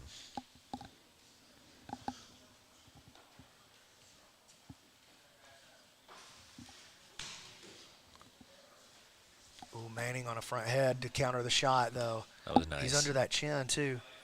See how he's going deep with that? Yeah, and he's he in. slightly This is pretty good changed his guillotine, grip. dude. This is a pretty good shot. Yeah, he slightly changed the grip. You saw that. He's Got tapping. the tap. Boom. Got it. Nice job. That was a nasty arming guillotine by Manning. What was that Clever. grip switch? He had it. He was kind of like I think this. he went and to then that pretzel I grip. think he did. Yeah, that's what I'd seen. That was dope. That's the Manning. That's the Manning I'm used to seeing right there. Yeah. X Martial gear is some of the best gear I've ever worn. This rash guard is absolutely perfect. Whether you're a man or a woman, we've got you covered with both short and long sleeve. But wait, there's more.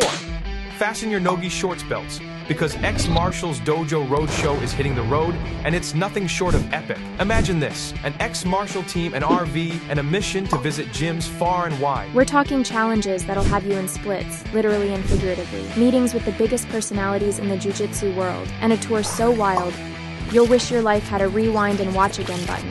This isn't just a road trip, it's a rolling Jiu-Jitsu carnival, and it's all captured on our YouTube channel. Picture the funniest, most thrilling parts of Jiu-Jitsu, packed into an RV and sprinkled with that special X Martial flair. The Dojo Roadshow is where the mats meet the road, and every stop is a story waiting to be told. So subscribe, like, and get your laugh on, because X Martial isn't just about changing the game. We're about making it hilarious, one dojo at a time.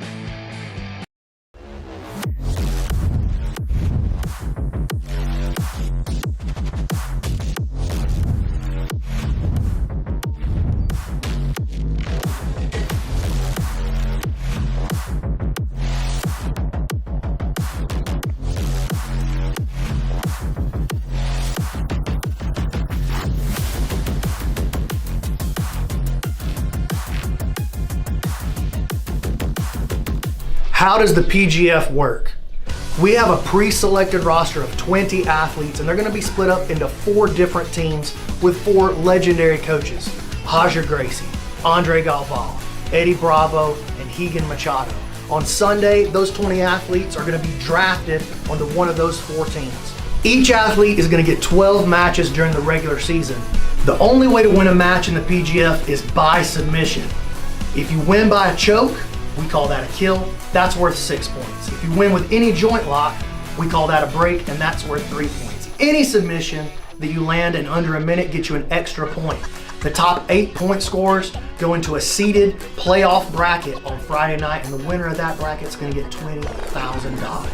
The team that scores the most collective points during the regular season is going to win $100,000 in PGF Season 6. It's the biggest season of the PGF ever, and it's probably the biggest event that's ever happened in Jiu-Jitsu. Don't miss it, April the 21st, and if you want to get more information, visit www.pgf.world.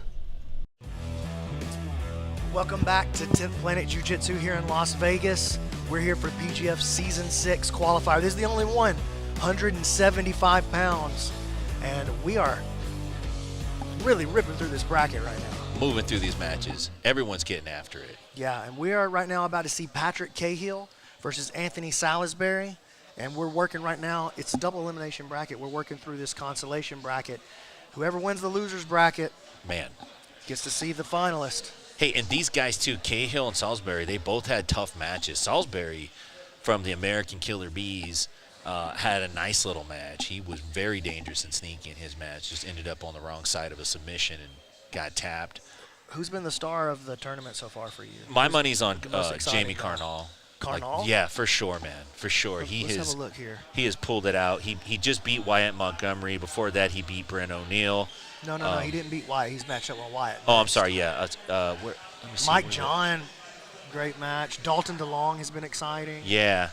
Trying to read how that bracket plays out. Oh, there we are. Sampson and Manning both had some good matches. Sampson had real nice. Carnal, Oh, yeah, Carnal beat Sampson, and Carnal beat Salisbury. Yeah. 2 tough matches so far. All right. You ready to make it happen over there, Keelan? Let's go, baby. All right, let's do this thing. 340 people watching in the chat. That's awesome. That's just on YouTube. So. That's outstanding. All right, Patrick Cahill, Anthony Salisbury. And here we go. We are matside in Las Vegas, Nevada, 10th Planet, Las Vegas. Tim Freeman from Inside BJJ with my best buddy, Brandon McCaffron. Your boo-boo. My boo-boo madman. He's a madman. You're a madman is what you are. You lose, Bolo. Salisbury just gave him a look, just shot him a look, man. Look at this, man. We got a side match going at the same time. Salisbury's not messing around.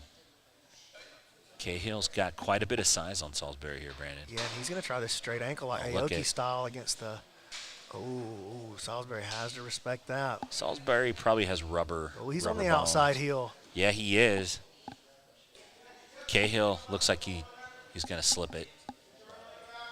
He might slip that one. He might end up in the entanglement on the other side. Just the way he was coming out. Salisbury had a lot of sneaky attacks earlier. His first match against Carnal, he had some good attacks on him, if you remember. Salisbury also the youngest competitor in the bracket today. He's got a nice false reap cooking. Is he 15? 15 so years, did 11 months, I believe. Did his mom have to come in and sign for him? Yep, they did. Listen, man. Much respect to all these guys, but you really don't want to lose to a guy whose mom came in and signed the waiver. But jiu-jitsu is that one thing where it absolutely does happen. Well, he's got him knocked to a hip. Yeah, he does. Cahill's looking. He's doing a good job of keeping his foot protected with the figure 4, now trying to peel that reap out. Salisbury's got to hit an inside spin there and invert to switch the weight distribution. Right. Cahill's got a lot of weight on the knee now. Just makes it a little harder to attack. And there's an inversion. Cahill sits him on his hip. Now it's a 50-50 battle. 3:50 to go.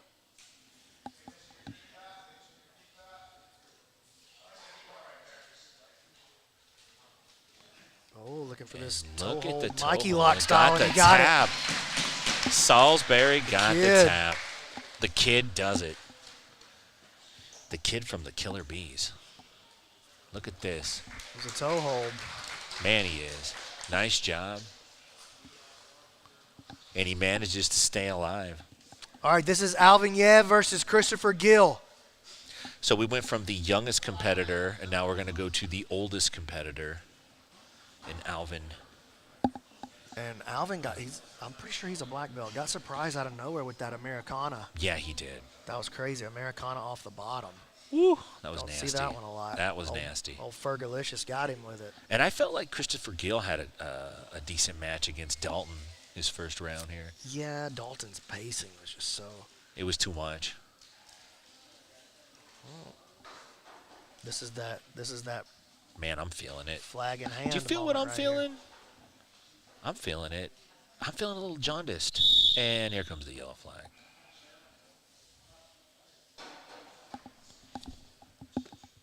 I'm the official flag catcher.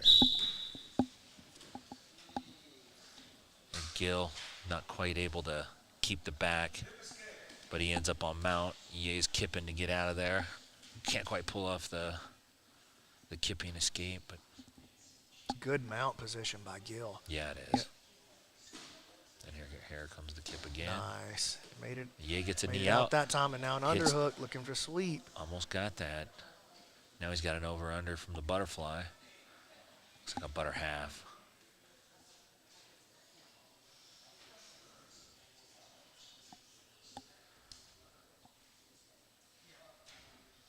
Gill's rocking that underhook on the top side there. Pretty good control. You think he's going to try to step out of that butterfly hook?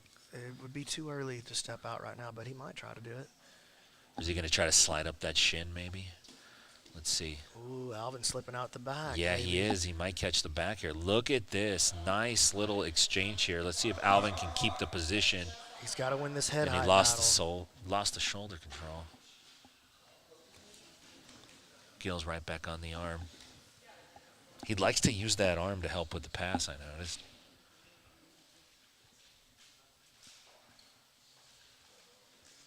I'd like to see like a rolling Kimura from the top side here. Just try to roll over that thing. You can probably get some success with it.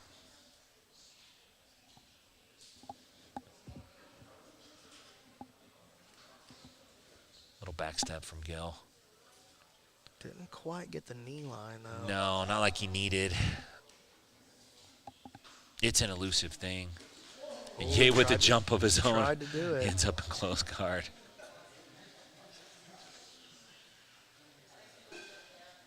Seemed like the right idea. You get paid for the attempt, not the result. You know what I'm saying? No. Thought you'd get that analogy. I mean, I get it. Said by the late, great Kobe Bryant. Let's see if Gill can manage to work something off of his back here. He's trying to cut an angle. Looks like he's under the leg on the left side. He's got a little pendulum. Might be looking for a shoulder on his right, but that falls apart. I'm getting itchy on this yellow Yeah, flag. man. I don't want to overstep my bounds here, but you know, I wouldn't jump in front of you if you decided to get ready to launch that thing. I'm giving him 5 seconds right here. Man, 5 seconds too many. Pull the trigger. Let's go. So what do? We put him back to referee position? I feel like he can pick whoever he wants in this case, because both guys, one guy's holding the close guard, one guy's And not here we go breaking with the it. referee position start. Let's see if Ye was not able to convert that into anything, but it does open up some new opportunities for Gill.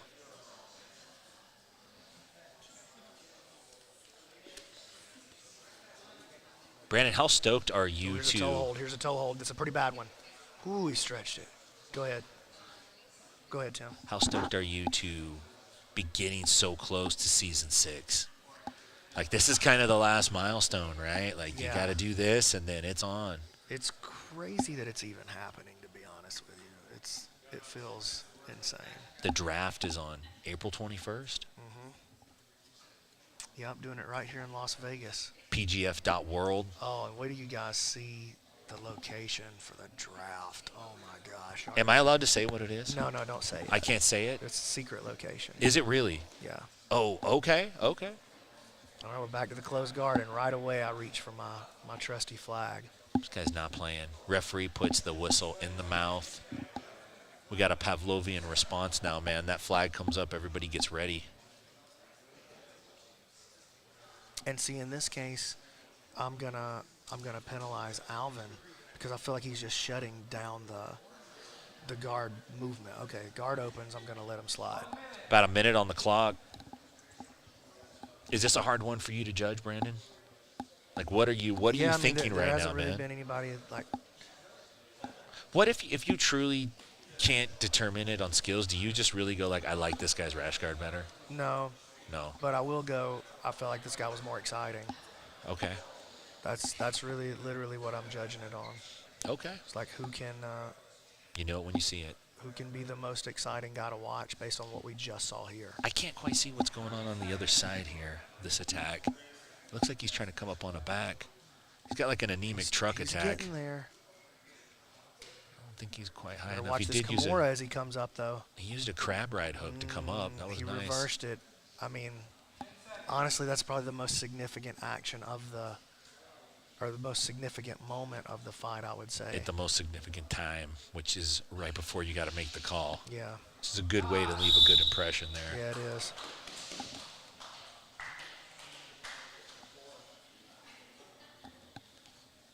And it looks like the decision has been made. Christopher Gill is moving on to the next bracket here at PGF Season 6 qualifiers. Alvaro Pinedo, Jared Heyman. We are moving right along in the second chance bracket. These are not consolations. These are second chance. Like, you could fight your way out of this. Yeah, for sure. And you could win. See, in wrestling, you can't win. You could win third place. You go to a wrestling tournament, you fight your way out of the loser's bracket, you can get third place. Here, you fight your way out, you can win the whole thing. That's the great thing about jiu-jitsu. We got the Tom DeBlas student on bottom. That's Heyman. And the checkmat Lima, Peru, Alvaro Pinedo. Looks like he's trying to get on the attack on this inside the foot. heel. Oh man, he's got a bite on that heel hook, it, and he got it. And he took that with the quickness. Man, hey, and in the PGF, that's a bonus point. That would have been 3 for the heel hook plus the bonus. Nice. Extra point for under a minute. For under a minute. So that's a 4-point. That would be a 4-point play in the PGF. That's right. Nice. Those are valuable.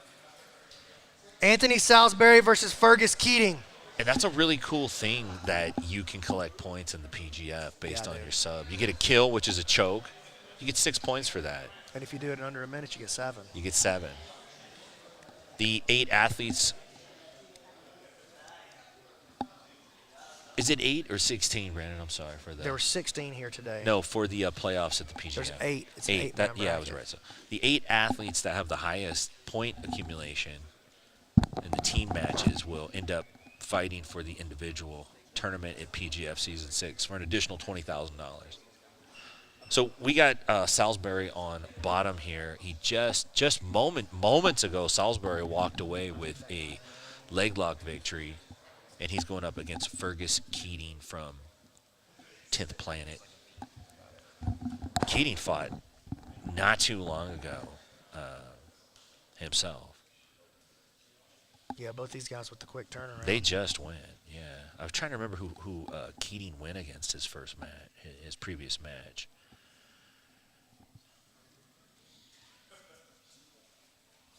Yeah. They're just twisting on that foot. Yeah, he is. Oh, no, he's twisting on the hand. Keating lost to Dalton DeLong. Lost the decision. Salisbury got a heel. I think it was a heel hook he finished Cahill with. This is his second. It was a toe hold. Oh, toe hold. This is his second match fighting out of the second chance bracket here.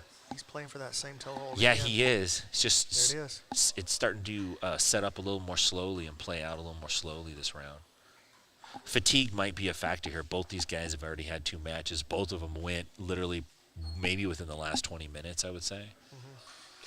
Definitely. So definitely, especially Anthony. As we move along, it gets a lot harder in terms of your energy expenditure, your output. Oh, look at this. Going to try this Darce against the 50-50, or against the Honey Hole, I guess. We got the look. This Salisbury dude has exceptional hearing. I think he literally hears everything that's said. If you talk shit, you talk mess about him, he will turn around and give you a look. Going right back for the inside heel. Ooh, this is going to be the exposure here that he's looking for. There it is right there. You think he's going to get it back? Cross. Tap by Fergus Keating. Wins it. He crossed him. He crossed the free leg over to the other side and got the 50-50 on the free leg. Very interesting. That's a heel hook. There's a lot of subtleties in that exchange, man, and if you catch yourself on the wrong side of it, you get caught real quick. Hey, Anthony. Anthony.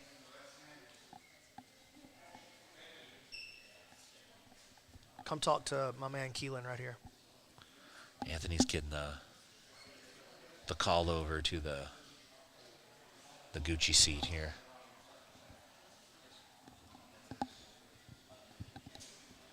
All right, next up is going to be Manning versus Dane. I'm assuming that's a good thing. Get called over to Ooh, PGF vets squaring off. Manning Leverett, Dane Leak from Jean-Jacques Machado. Dane has been impressive tonight. So is Manning. Tough guys. Both these guys look really good. Yeah, they have been. This is gonna be a banger right now. This might be match of the night. It very well could Very be. well could be. Don't take your eyes off these ready, two Coach? guys. Let's go.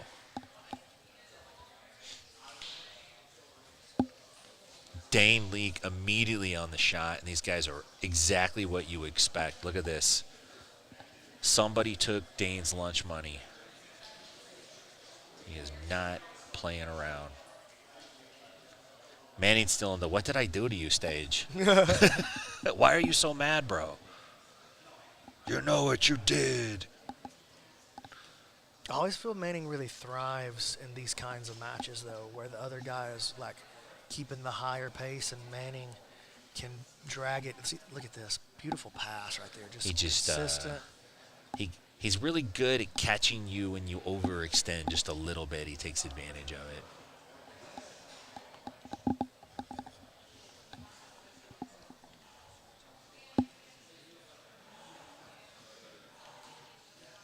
We got Dane Leak has started the heavy breathing, and we got a hip heist. Is that what that is? Into the wall. And I'll tell you, Dane Leak power breathed through the whole thing. He just literally just did a whoo and oast right through it. No trouble at all. And his right arm might be getting exposed here. Let's see if Manning tries to take advantage of that. Manning with that reverse.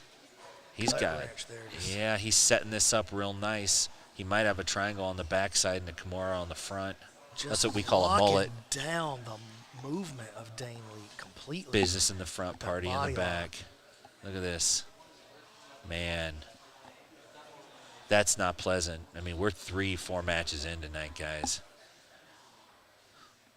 There's nothing fun about being where Dane is right now. Manning doing a nice job of keeping that arm controlled above the elbow line. And it looks like Dane might clear his head out of there, but can't quite get a shot on it. Let's see. Man, that arm could easily be exploited, though. Look at the bad guy chiming in the comments right there. Yeah, Carlton said he didn't know this was going to be a bunch of dunkable guys. Oh, look at Dane walking the wall. Just Spider-Man'd it, man. Wow.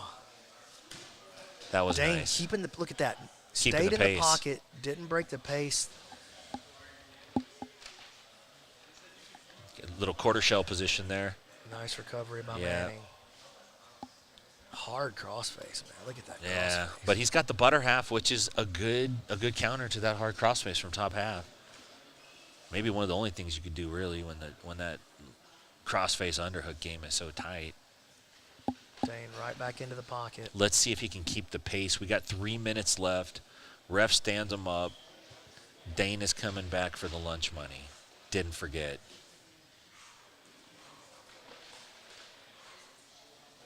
Ooh, Shot the shoots a triangle. Look at your boy. I mean, that's as close to a kick as you're going to get. I like the hands in the face. Manning, though, just He's, consistently. we call that the Ray Charles, where you cover the eyes like that. Oh, my gosh. Look at this. I like these tactics.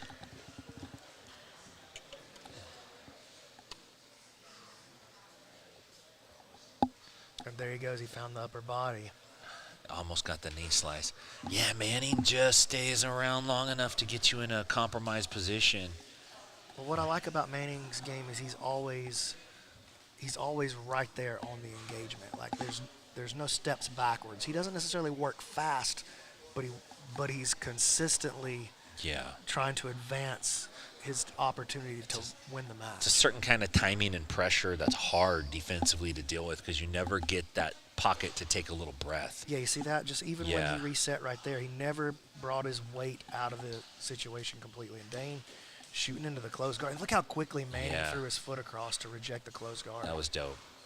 And now starting to gain a little traction, maybe. Going back on that underhook. And Dane closes his guard. Let's see if he steps over again. Dane gets right underneath the leg. And that falls apart. Here comes Manning. Dane just really pushing. And again, Manning quickly. Oh, but Dane adjusts that time and follows it up. He's got a 3/4 mount playing for the bag. A minute on the clock. Dane's got a chance here to at least make a good impression, if not get a sub here. But I think he's going to have to pull something out big. I mean, he just mounted. 45 seconds to go. You see Manning trying to play the hips. Now working up the body. Is it enough time? Does he have enough time to seal the deal against somebody like Manning? That's the question. Does Manning pull a buggy out? No. There's almost not enough time in the world to seal the deal against a guy like Manning. That's the thing. That's the problem. Dane, though, really dominating this thing at the end of the match. Yeah, he is. Manning trying to keep. Oh, and he comes up in a Darce! with the Darce. Pulled that out of nowhere. What an interaction. And still fighting on it and stays on the head. Oh, my gosh. Right until the end. Oh, no. How do B-Mac, you got that? your work set out for How do you pick that? I got to go consult with my partner. You need to go. You need to go think about it, man. Yeah, yeah. B-Mac is stepping out of the booth here. He's consulting with his partner, Keelan. They are going to try to figure out what to do here. This is the closest thing probably to a draw that I've seen here tonight, but somebody's going to have to win. I'm hoping we put an extra minute on the clock and we bang this out. We give these guys another 60 seconds. I don't know if that's something that is doable. I don't know if they have the power to do this, but Manning Leverett versus Dane Leake, both guys really got after it. Manning comes out with the attack right at the end and really gives our judge, Brandon McCaffrey, something to think about. And he's climbing back on the mic here, and I'm very, very intrigued to hear what he says. Let's go to Brandon McCaffrey. Wait, he takes it back off. Here we go. Okay. Let's go, partner. What is the call, man?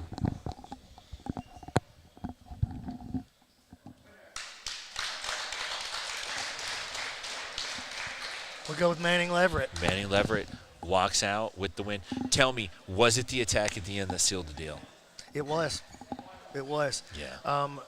And it was a combination of the way the entire match played out, plus the sub attempt at the end. Is that because Dane, even though he did have some good positioning there at the end, there, there was good positioning throughout the match for both guys. Manning did some really good things, kept and dominated the top position. Was that Dane's second loss? I think that was his second loss. So he that drops him out of the bracket. Okay. For tonight. So we do have a special match we're gonna go to right here. Okay. Looks like we've got a treat for you guys. Keelan wants to see the kid again. The kid. So he wants to see the kid, even though the kid's out of the bracket. So the kid, you're talking about Salisbury. Yeah. And then we got somebody from 10th Planet Vegas here, Kavehi Gilcoat. Now, Gilcoat showed up right as the event was getting underway. Tried to get into the bracket, and I told him basically was like, put me in, coach. I'm ready to play. And I rejected him and from the bracket. He brought some backup with him, too. He had Coach Casey Halstead was there, too. Well, apparently they worked it out with Keelan. There you go. So Keelan said when they get a break, then we'll This is great. go to him. So this is a one-off match. Same rules? Match. Yeah, same rules. Same okay, rules. right on. All right, we're gonna deviate from the bracket for just a second. We're gonna give everybody a chance to rest for a second. I got Kavehi Gilcoat from here at Vegas, and we want to see the kid again, Salisbury. Here we go. This is Salisbury's I need you to keep the time for fourth match of the night, huh? Yeah, so you'll see different names on the screen here for this, I think. So this is actually Kavehi Gilcoat in the all black versus Salisbury in the red and black. I think it's Anthony Salisbury, maybe. Yep. No, it is, for sure. 15 years old, 16-year-old? Yeah, almost 16. With the Parker 08 rash guard. It's probably when he was born. He probably was born in 2008. I think I was halfway through my blue belt in 2008. Okay, let's go. We got Gilcoat stalking from the top position, looking for a pass. Salisbury is very content to invert, play some upside down game, looking for closed guard, looking for a leg.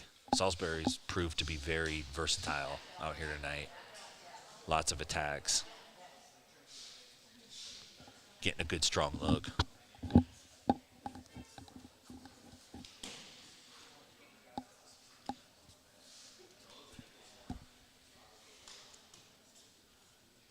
Hey, listen, Gilcoat can make a great impression on the judges tonight. You know what I mean? He can make a great impression. He can come out and do stellar. And Yeah, for sure. anything can happen. That's the beauty of This doing is an the audition as much as it is a of match. doing it this way. Is there's a lot of tryout feel to it. And that's the Anyone way in we this want it. building, you might see some guy do something cool on the side and be like, "You're the guy I need." You never know what could happen. You in don't that know. regard. No, you don't. I get wild. I know you do. That's what I like about you, partner. I'll cut my hair. As will I. I'll be right there with you. See, Hillcoat still looking for the pass, and Salisbury pretty effectively using the inversion to stave it off. It's like a drag inversion game happening here. Yeah, Gilcoat. He hasn't shown I don't think he's pulled out a sub attack yet, but we've seen Salisbury play this game where it seems like he's not attacking subs, and then bam, bam, bam, bam, bam, they start coming out. Yeah, well, it's that left foot for Salisbury. You got to watch when he gets that onto the inside position. Oh, shoot, stomped on his face as he tried to jump through. Yeah, but now Salisbury on a leg. Found himself on the backside of the attack. Oh, but he's got an inside heel maybe Yeah, on he the kid. does. Salisbury doing a good job keeping his heel hidden so far. He's There's trying. the power heel hook reaching through. He's got some interference with his left foot. It's hard to see what's going on underneath there, but he's definitely... You hear Coach Casey shouting instructions out to Gilcoat. We got...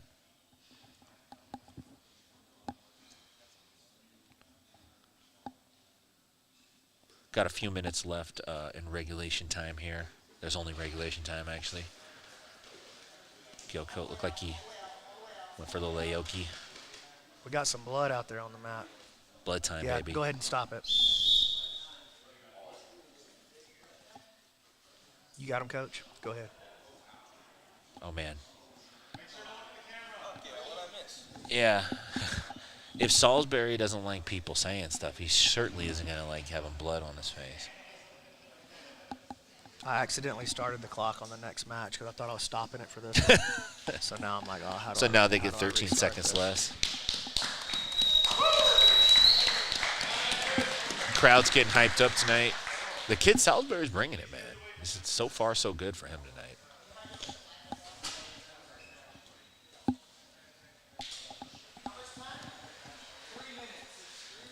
3 minutes on the clock. Okay. Salisbury just basically snorted all the blood up into his nose and said, "Let's go, baby." Shook his head and said, "Let's go." Yeah, I appreciate that. The head shake effectively cauterized the cut into his head. So we're good. We're good. He literally shook it off. He's back up underneath, but it looks like Hillcoat managing to keep his left leg just clear enough to stay out of trouble. Can't quite see where they're at in this exchange.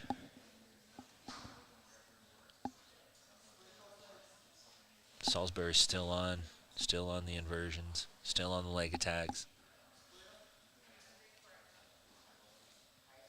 Oh, his heel hook coming. Salisbury got to be real careful right here. Yeah, you can see Hillcoat. He's starting to clear Salisbury's right leg. Oh, man. Jeez. Oh, into Look the at- he's got backside the- 50-50, and this is a big attack. He's got that knee cupped nice too, man. He's on it. He's on it. Can Hillcoat spin out? He slipped the knee line just enough And counters with a heel hook of his own. And now we're in a shootout.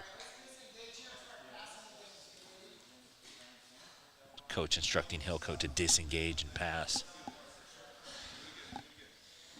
You got to know when to hold them, and you got to know when to fold them. That's what they say. You got to know when to walk away. You got to know when to run. We got to be winding down here on this special match, the PGF Season 6 qualifiers. Brandon, it's been a great night of jiu-jitsu so far. So far, man, and we got a lot left still. We got a lot underway and we got a lot left.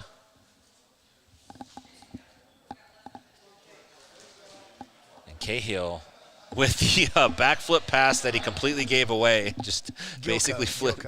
Gilco, sorry. Jumped into. You didn't say you can't jump into guard. That's true. So, Salisbury's back on the leg attack. Trying to get that inside position with his legs. Nice. Looks like he's got it. Going for this Mikey lock, maybe. Every time someone gets pretty this, strong position. Musamichi kills a kitten. Almost got it. Oh, that was a good idea. He should have just followed that all the way through. Hillcoat's putting the pressure, but there's the heel exposure on the bottom side. 2 seconds left on the clock. And we're going to the decision once again. We won't draw. Yeah, they're not in the bracket, so no reason for me to decide. But, I mean, if you had to pick. I wouldn't. I wouldn't pick. Why would somebody do that to themselves? I think Salisbury did a really nice job. All right, this is Christopher Gill, Samson Foamabout. Let's go. Samson Foamabout has had a couple really nice showings so far tonight against Christopher Gill. This should be a pretty good matchup here.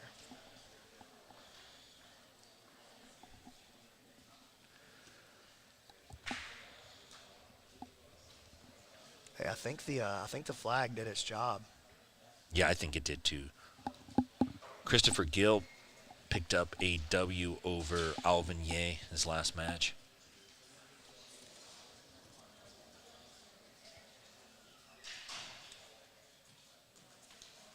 Samson, good contact there. So these guys working. Samson picked up the loss to Carnal. Oh, yeah, that was crazy. Yeah. Samson decides to pull guard. And he's already got attacking with a triangle early. Triangle setup. Good control. Nice. And he's going to cinch that in. And he hooks the leg. Samson showing off some nice triangles tonight. He's got to get that locked, though. Yeah, it's a little shallow. Right now. It's like trying to get into a parking spot where you're not going to fit. You know what I mean? It's like, yeah, you got to leave enough room for Mom to pull the minivan in. Although Samson is packing his techniques really well in terms of when he sequences the movements inside of the technique. He's doing two things at once very well.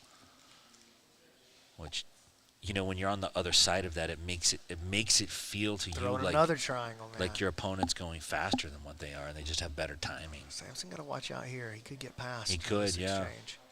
If he can pull that arm through, though, it could be trouble. Looks like he's going to do it, and he's going to switch to the back inside. To the legs, goes from the triangle attack to the outside heel hook. And he's close. He's got deep knee exposure. Let's see if Samson can pick up the finish. I can't quite get a read on his hand placement, but it looks like he's fishing for it. Looks like he lost the knee line, though. Up and passing and right away into his game. Right to the front headlock. Immediately threatening.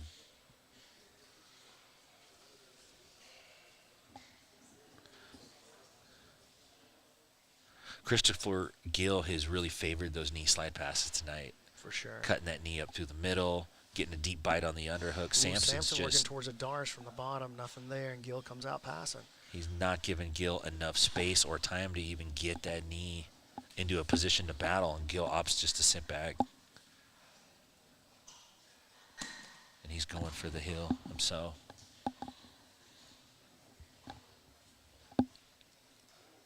Boy, Samson can get the attack off really quick. Like in 1 minute, he can get several good quality Just attacks. Just like that, he's right off. Yeah. Right off into the head, looking for that cross-side arm lock. Left his leg back. Let's see what happens here. Sampson going to the outside heel. Ooh, I thought he was ready for the tap there. Gill doesn't even seem concerned about his exposure. He's looking for Sampson's right foot, trying to get the right heel. Sampson starting to interfere with his left leg there. He's got those prayer feet going. He opts to try to come up. Heel. You better get some weight on that, or you better slip the heel. Oh, yeah, Sampson's going to get to his Now back he gets here. weight on the knee. knee. Going for the arm triangle. Once the weight gets to the knee, you're toast usually. Let's see if Sampson can pop through this and get a pass.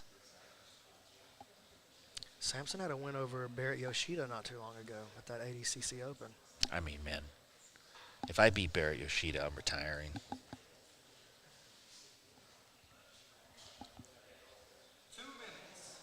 Two minutes on the clock here. We are live at PGF Season 6 qualifiers, Las Vegas, Nevada. My name is Tim Freeman. I'm with the man, Brandon McCaffron. That's me. The myth, the legend, B-Mac. Sampson working an arm in guillotine now as Gill comes out looking to pass. This is now one of the classic battles in Jiu-Jitsu, the body lock versus the front headlock. You know, it starts to play out. Check out the way Sampson used that guillotine to escape his hip. Little technical stand up, cleared the hands, back into a passing position, and Gill with a nice inversion to go to the legs. But this is And Sampson's going to come Sampson's up on the gonna back. make him pay for that. And he's got a deep left arm there. It's deep. Oh, I don't know. He survived it. He but pulled that was out of it. It Definitely was the biggest deep. moment of the match so far. It was so deep I pointed at it. You did. You just, look at that. Christopher Gill, proven not an easy finish.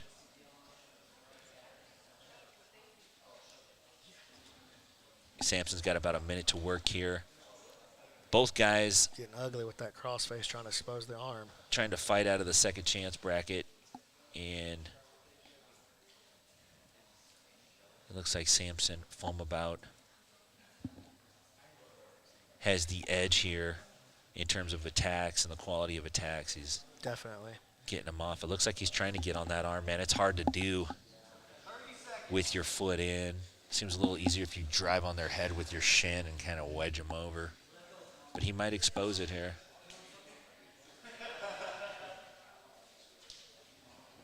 We got about 15 seconds. Let's see if Sampson can get that clear. Gill's starting to really just kind of burrow in there like a tick, you know, not leave much space. Sampson opts to come up. Time. Looks like this is going to wind down here. I feel like that's a pretty easy call. I feel like that's a pretty straightforward decision for you, Brandon. Yeah.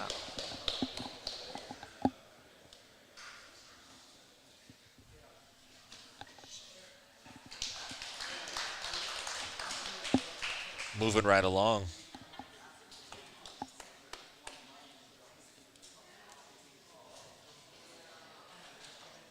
All right. Alvaro Pinedo versus Brent O'Neill.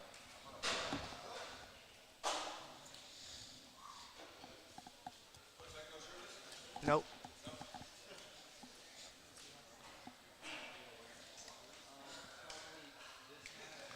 Pinedo's got some swag.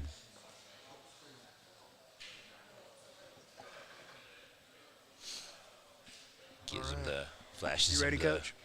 The universal BJJ lifestyle sign. Okay, it's a second dab up. Now we're ready to go. Brent O'Neill lost the decision his last match. Yeah, and I mean, that was a tough one, too. I think. And I like that he was, you know, he was creating a lot of movement, but it wasn't necessarily movement that was leading him anywhere. You know what I mean? Yeah, I think he's bringing out the Himalayan sea salt for this one. I think he thought he had that decision. Oh, Pinedo's be careful right here. on the shoulder lock. Nice. Brand just shutting it right It out. looked like getting Brent right did back the in business. splits, maybe inadvertently. Pinedo's got the heel, but knee line's not deep enough.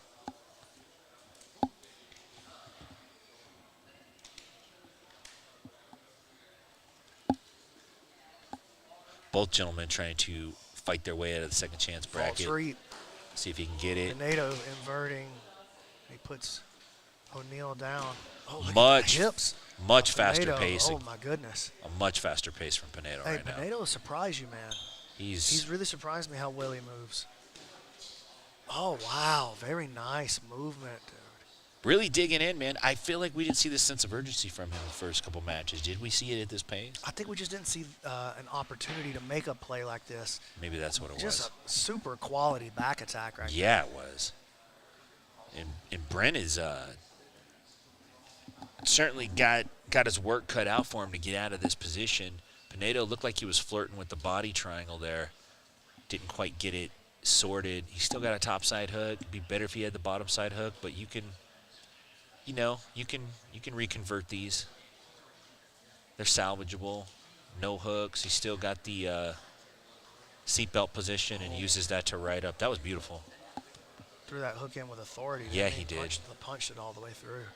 And he's just looking for the opening, and he's going to end up getting the right side leg in. Oh, I thought he was under and there's the chin. the trap. There's the trap. Beautiful trap. And he's already threatening with the right hand. He's got a left hand grip. On the left side, a defensive hand grip. He just did a little mouth squeeze. Did you see that? They're doing some gentleman hand fighting. And Brent clears the trapped arm. Pinedo gets on the body triangle, and he's going to squeeze. He's going to put it on him. He's going for the squeeze now. He don't care. At this point, he's like, I got to get this. I got to get mine. Yeah. Just approaching the halfway point of this match.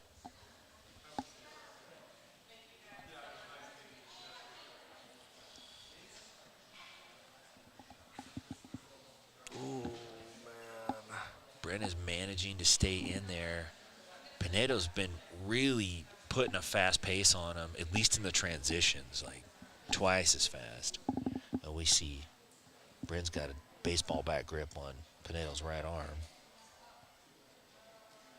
He's on the lock, but, you know, sometimes when you're on the lock, that don't do you any good. Oh, it's already converted to the top. Yeah, you got caught watching the replay. Yeah, I did. Like I got caught watching the. That's a. Oh, he's got a deep bite right there. Oh. Oh, Brent O'Neal survives. But Pinedo's all over him now. Pinedo keeps going to that squeeze just a little bit too early. Starting to slide off now. He might have to trade. What do you try to do? You try to capture that topside shoulder if you're going to get put in the guard there? You either got to think about switching off to the arm lock flower sweep combo, or maybe he's got maybe it. thinking about trapping the shoulder and attacking like an Americana style Udi Garami on the inside. And Bryn defends the position well survives. enough. Yeah. A minute and 40 seconds left on the clock here. Both guys trying to fight out of the second chance bracket, get a chance to earn a spot on the qualifiers for PGF Season 6. $100,000 on the line. He went for the butt drop, dude. Yeah. Well, this is how people do jiu-jitsu when they have a chance to make a bunch of money. They go to the feet. Briefly.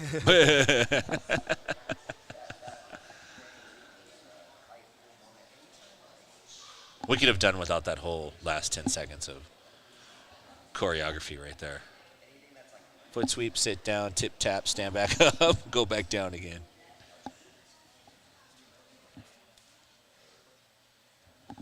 $50 seconds left.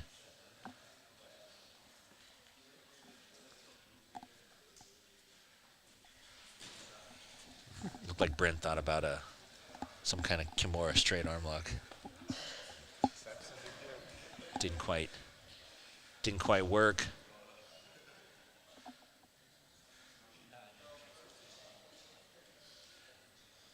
Little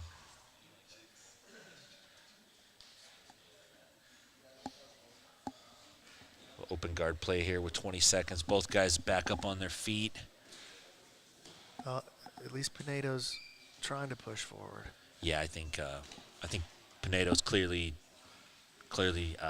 went for most of most of the higher quality attacks tonight, he seemed to be he had able the to back manage. for a long time in this match. Yeah, time.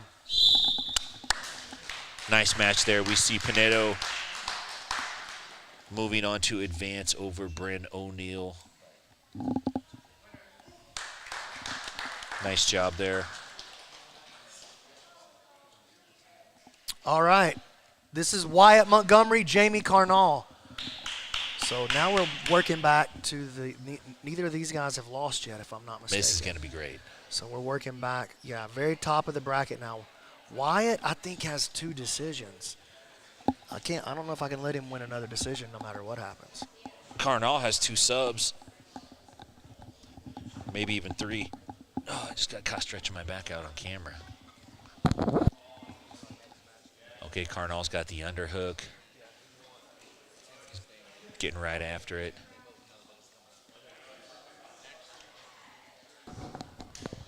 So Wyatt has won 2 decisions, but he's kept a slow pace throughout this event. Well, and Carnal has kind of felt both of his opponents out and then pulled the victories out, when That's true. When it seemed like he was on maybe the more defensive side of the equation. I wouldn't say he was on the losing side of it. It just seemed like he was playing a more defensive approach in the beginning of both of his matches. Oh, and Wyatt shows the back. Yeah, he tried to. Carnal just goes full Joaquin Phoenix Joker on him right there. If he starts crying, I'm getting out of here, man. Look, a little leg drag pass there. Carnal really pushing the agenda here for sure. Man, he was Wyatt's just like a reactive grappler, and there's nothing wrong with that as far as Yeah. quality of grappling goes. Oh, great entry though! Did you see that entry? I did see that entry. Carnal gets his foot back. I think he might have gotten himself out of danger there. Oh, you got to watch this inversion. That's what you got to do to stop it right there. Get As he those brings that hands. cross face up to the head. Get some weight on your knee. But you got to. Some guys invert really well here. Still, you got to really shut them down. You got to put some English on it. You got to salt it up. And it looks like Carnal is going to make a play for the back here. He's starting to cut a better angle. He's going to have to get behind that shoulder though. I think Looks like Wyatt's Wyatt's going to be able to flatten out and he save is. himself from the back attack at least. And he does. Nice job by Wyatt. And gets up to his feet. Okay. Carnal immediately with the driving double. in on him. Just a little blast double to start there. Knee on belly, just slightly. Paid a little visit to knee on belly.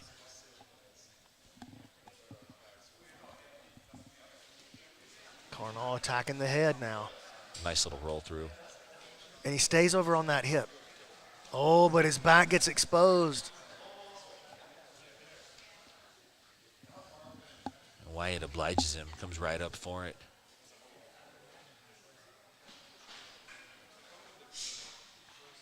Carnal does a good job, though, of just staying out of danger, in the bad positions. He just, makes these slight modifications that are enough to put him in a position where he can either reset that or look for a counterattack of his own, which has been pretty successful tonight.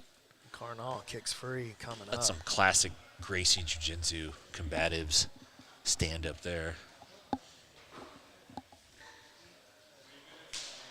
Oh, it's nice. Nice pat on the back there from Carnal.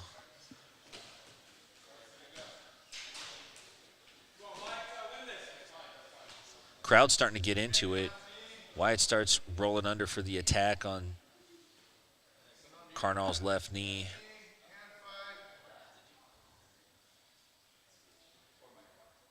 Carnal's starting to take some deep breaths. And again, he starts to come up, just misses a front headlock, goes right back to it. And he might be able to use this to affect a pass, and he does. But Wyatt. Finds himself in the bottom. That's tight. That's it. That's it. Wow. Sub of the night for sure.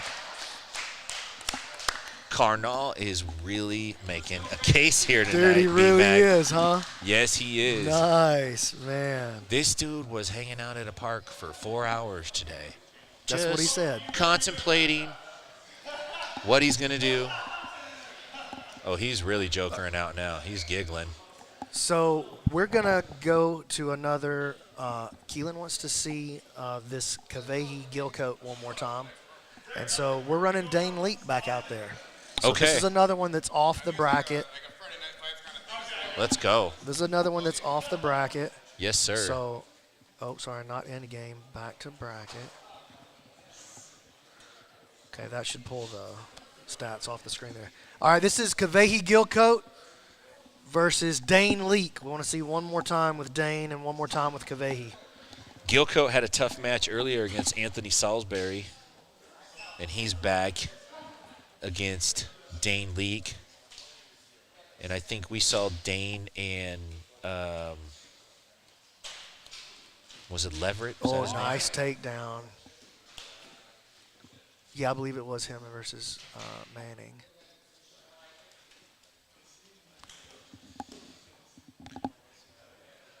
Dane going to the body triangle, which immediately causes the flag. Immediate. Not a lot you could do from there. But oh, he shoots the triangle. My goodness. And I this is told going to you, be man, tight. Dane has a killer triangle. He's got that. I think this is going to be That's it. a wrap, I think this is dog. going to be it. I don't. Oh, Not man. easy to get out. Under a minute? Under a minute. That would have been a 7-point move in Yes, the PGF. it would have been. What a fantastic display of jiu-jitsu from Dane Leak. You know, he's had a lot of tough fights. He's had a bunch of tough attacks. He's Even been the in matches he positions lost, to they were win. very close, Yes, multiple times. All right, Dalton DeLong, Michael John. Okay, I think this is semifinal match, yeah? Winner of this is going to be going up. Well, I got to see how the consolation bracket plays out, but Jamie Carnall and Michael John or Dalton DeLong are on the collision course here. Got both gentlemen kind of squared up. Ready? We got him on the map. We're ready to go? We're ready. All right, Dalton versus Michael John. Let's go. This should be pretty exciting, dude. Both Dalton's been pretty fun to watch for me. Yeah, he's been really getting after tonight. As has Michael John, though, man. Really exciting fighter. Did some nice wall wrestling earlier. Yeah, Mike shot a couple of good double legs.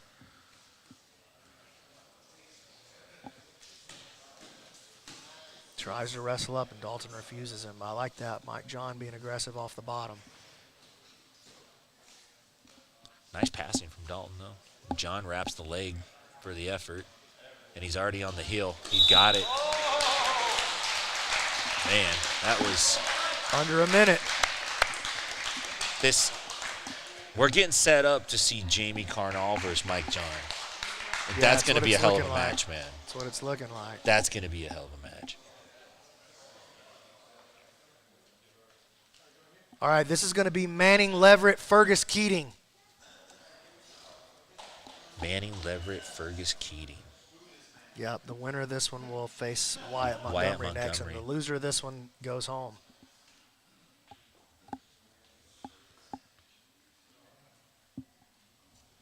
We got a handful of players. In the winner's bracket, we got Carnall and Mike John.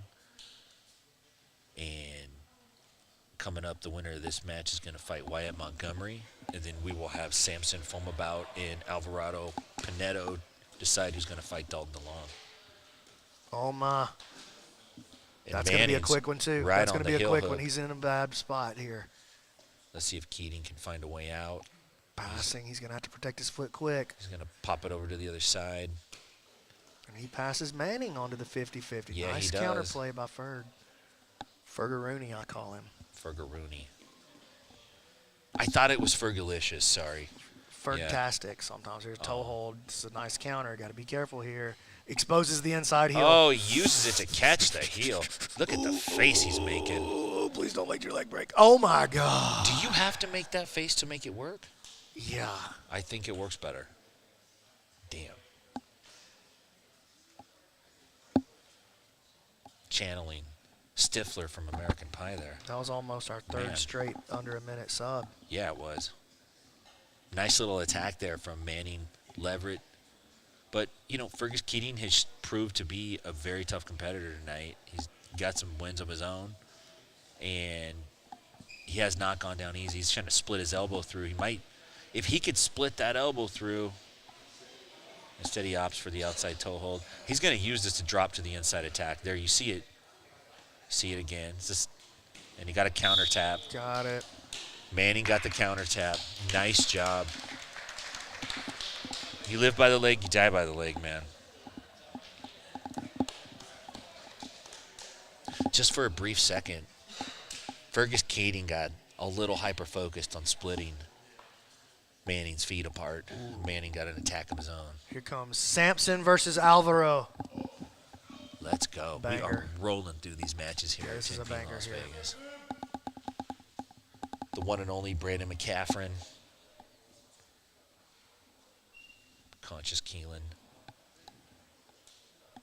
Bringing you guys the PGF Season 6 qualifiers. Qualifier, boy. Qualifiers. That's a vegetable. It's like cauliflower. It's qualifiers.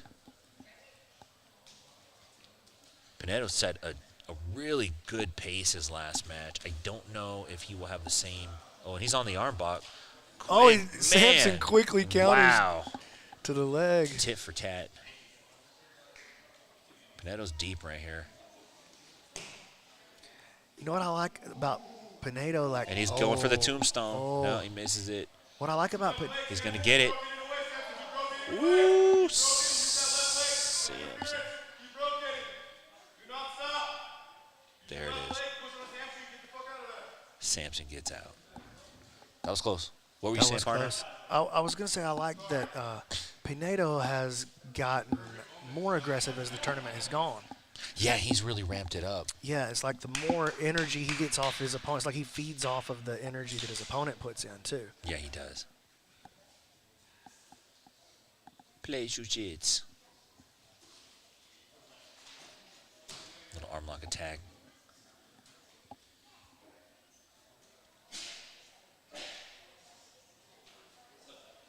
Samson's looking for the angle.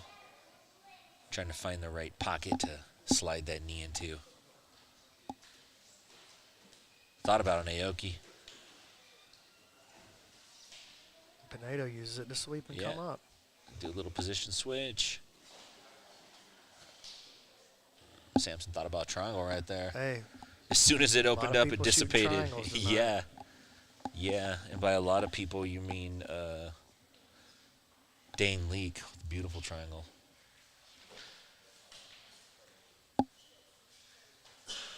As well as Jamie Carnall. What a gorgeous triangle. Yeah, Carnall had the move of the tournament so far. Samson tried to jump through him. He tried to phase through him like he was an X-Man. Yeah, he literally. He got Tinky Winkied there. But what does that mean, you think?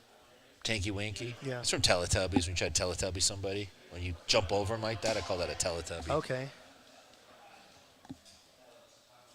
Pinedo opts to sit down. Look, I'm saying, can we do this? If you engage in interlaced fingers, you are obligating to play Mercy. You have to play a game of Mercy at that point. No, that's legal. Mercy's legal. If you tap to Mercy, you tapped. It's not considered a joint lock. It's not considered a small joint lock? No, it's your wrist. Okay. I'm with it. We got about 3 minutes on the clock here. Samson foam about on top. Both players trying to fight through the second chance bracket. Pinedo has good movements, man. Like he's surprising how Explosive. Good his movement is. Like he can go from 0 to 60 in a second. He's a Tesla. Let's not get crazy. I mean, I wouldn't call him a Tesla. What would you call him? I don't know enough about cars to make that analogy. I'm sorry.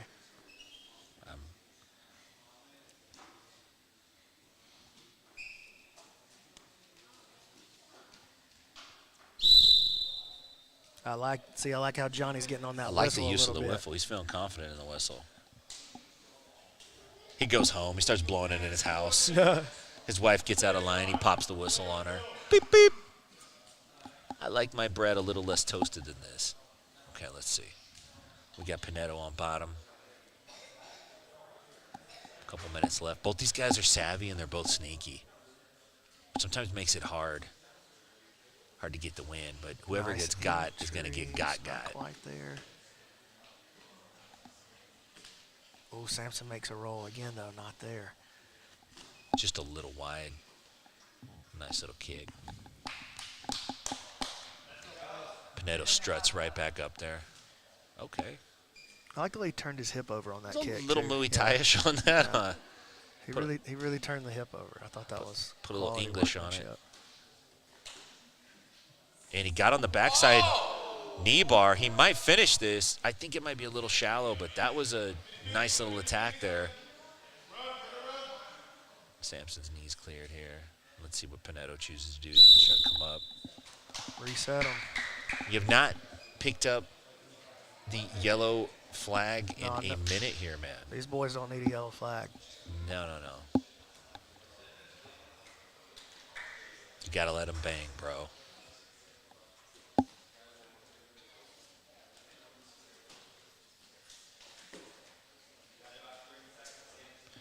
Got about 40 seconds on the clock. Both guys looking to advance on. Winner of this match is going to go up against Dalton DeLong. I feel like one real significant attack in this match was that knee bar. Oh man, I'm gonna DQ both of them. I can't stand that.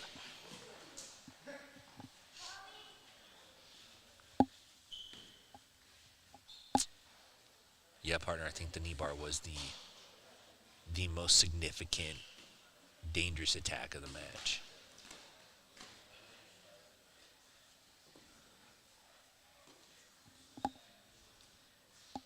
There it is.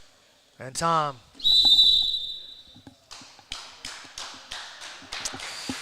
Got to go to the judges. The judge, I should say. Brandon McCaffrey. Who is it, partner?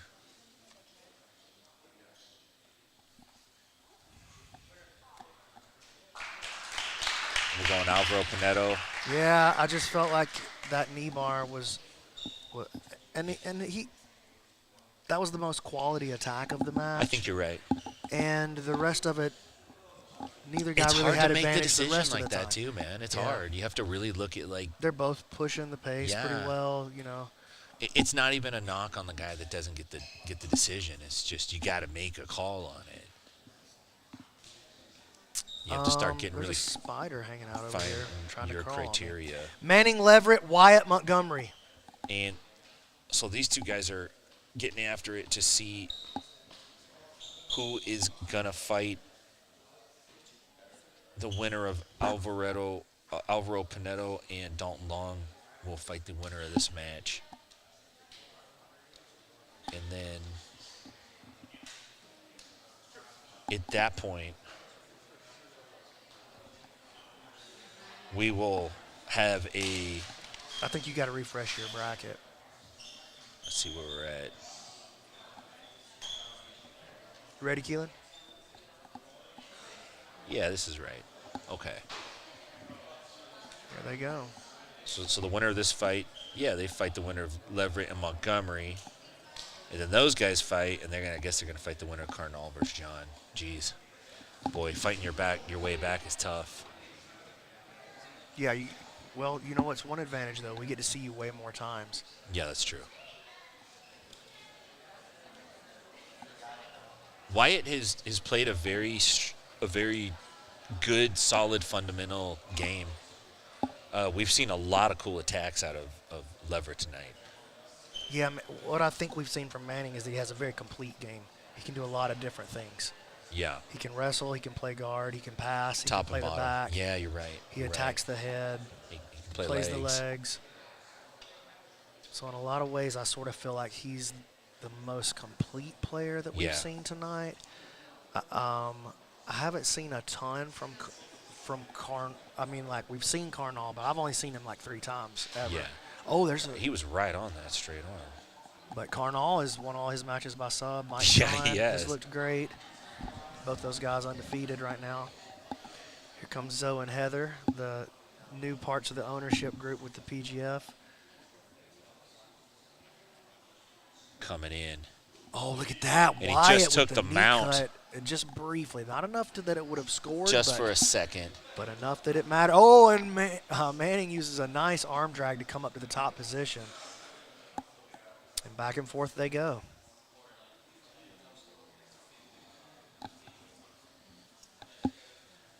Oh, you remember Manning had that like gut wrench lift and slam Into the wall. Yeah. Not really slam, but like throw. I mean, not a slam that would be considered illegal. no, but like if I did that to you and we were in jail, I would own you for the rest of the stay. Yeah, that's true. You know. Tried to get a little throw by there. Looked like it didn't quite pan out the way he expected. We got about 3.5 minutes left. Wyatt Montgomery, Manning Leverett, both gentlemen trying to fight their way out of the second chance bracket. Oh, Manning gets on the head. Wyatt almost threw him with it. Manning now using that to come up and get some significant offense cooking here. Sits Falls back on the right to inside the heel foot. hook. Nothing. Man. Again, though, that's going compression to extension. It's hard to do. It's not impossible, just hard. Boy, I don't trust Manning at all. You know, I'm sure he's a nice person. Do not trust him on the jiu-jitsu mats. He's too dangerous. He's clever. Oh, he tries goes to for the hit that arm spin and ends up mounted. Try to hit that modified Seonagi. Fearless, though. You know what I Fearless. mean? Like, I really love that. There's no delay in his attacks. It's one right to the next. Using his butterfly to get some separation. But, you know, Wyatt is there the whole time, man.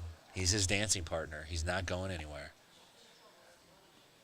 Let's see if Wyatt can backstep around this. Wyatt's jiu-jitsu's looked pretty good today. It's very solid, man. You know, it's a different pace than everybody else that's here. I agree. You know what I'm saying? Yeah. And it's not the he stays busy without Going rushing. fast. Without rushing, yes. Yeah. You don't have to go fast. You just can't delay. You have enough time. You just don't have as much as you think. You know what I mean? Yeah, I do. Again, Wyatt, look, he plays good side to side, going for the passes. He cuts in and out pretty well. Manning just elevates him with the hook and then goes right into the leg attack, spins him around. Manning Might looking for a come up. slicer here. Yeah, he might get this. that. He got oh, it. He what got a the win, slicer on the dude. way out. And just a super diverse game We instead just- of attacks by Manning Leverett. We just talked about the attacks on the way out. What's the dangerous thing to look at? And you're like, well, the slices. Sliced up tonight. Dude, that was awesome. Manning Leverett. Hey, what's up, Heather? Are you sliding in here with us? You want to come on the broadcast and get on the mic with me? Want to jump in here, Heather? Yeah, jump around here. Brandon. What's up? How you doing, Brandon? Welcome, welcome. How you Tell doing, everybody Tommy? who you are. Hi, hello, it's Grace Gracie here. Oh, this guy got the head the He's size got a big of, head. Hold on. We got to close it down some. There we go. He got the head the size of a gorilla. What's going on here? All right. I'm sorry, I sound like... So we got Alvaro Pinedo versus Dalton DeLong. So this is the bracket here, Heather. This is what we're working on here. You guys at home are going to have to excuse me. I have the stuffy nose. So we I'm got just getting over a cold. Brandon gave it to me. I may Shame have. on you. The winner of this one will take on Manning in the next round. Glad you made it out. I didn't think you were going to get to come. No, I told you we were coming. I knew. Oh, my goodness. Jumps right in. Oh, shit. There He'll it is. hook Whoa. early. God, are you? Oh, man. Wow. That's beautiful. Man, oh. Scrap. That was beautiful. These guys are for real, man. Mm.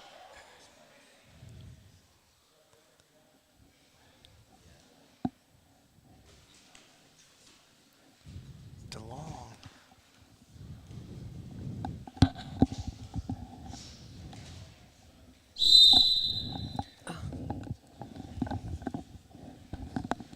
All the way to the center. You can't play the edge of the mat.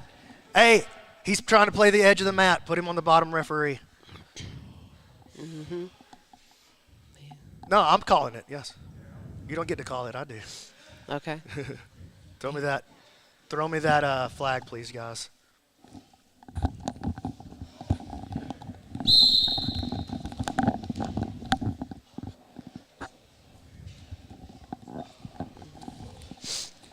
Okay.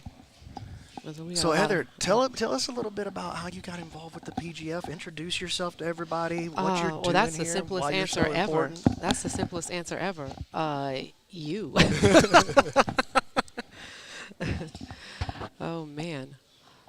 What is it about the PGF that piqued your interest and made you want piqued my interest. to get involved in I this? think what you guys are doing is an absolute game changer. It helps continue to spearhead the way for the art of jiu-jitsu, so it doesn't get watered down, washed away, and forgotten about. You know, the legacy between my family and what you guys are continuing is absolutely phenomenal, and I would be stupid not to want to be a part of this magnificent organization that you guys are doing. So, hi, And I'm now one of the owners of the PGF. We Grace brought it right Gracie into your here backyard. Oh, here's a pretty with good the heel runny hook. nose and everything. Yeah, I've been trying to get you on camera for the whole week, and you've been beating out those sniffles. I know. Yeah, there's no. My swollen face and everything. Look. Okay. That's all right. Dalton really pushing for this leg position, but Pinedo trying to lock his hands together up around the neck and try to climb the body here.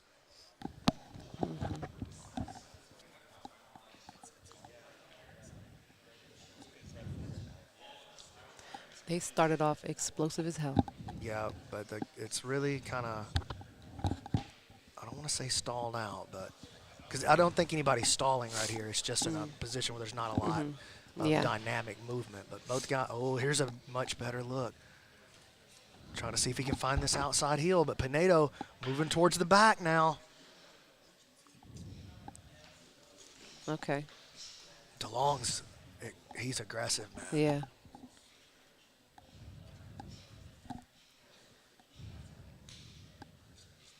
So we're past the halfway point. So for the folks at home that don't know, tell them, you talked about your family legacy.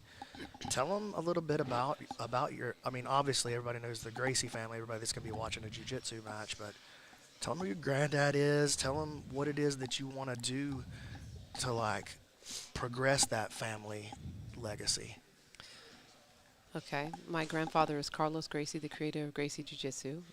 Obviously, you guys know who Hoist Gracie, my Elio's children, Hoist Hickson and Hoyler. Excuse me, this is so unprofessional. I'm sleeping on camera. Okay. You got me answering. I can barely breathe, brother.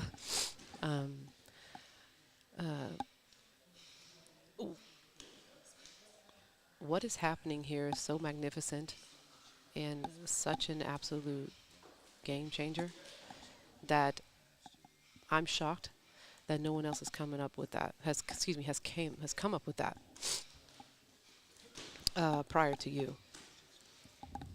You like the pacing of the matches. You like how fast-paced it is. Oh yeah. You like that it's focused on submissions. Yeah, because it makes people hurry the hell up. I know like thousands of people. Everybody's like, oh, you know, jiu-jitsu is boring. Jiu-jitsu is boring. Okay, well, then here you go.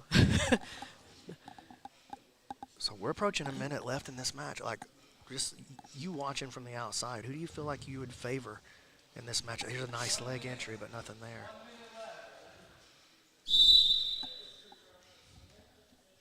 Yeah, you feel like it's DeLong just because he's pushing the pace and showing a lot more athletic attributes. Yes. Oh, his cardio's through the roof, and he's an aggressor. He knows exactly what he's doing. I mean, clearly here he's met his match, obviously. But he's not giving up. I like that he changed his tactic. He's got the dog in him. He's definitely got the dog in him.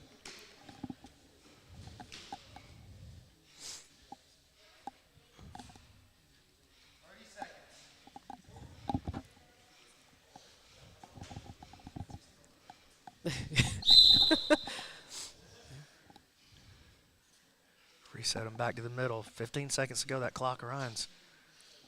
No time for delay. DeLong takes a shot, pushes.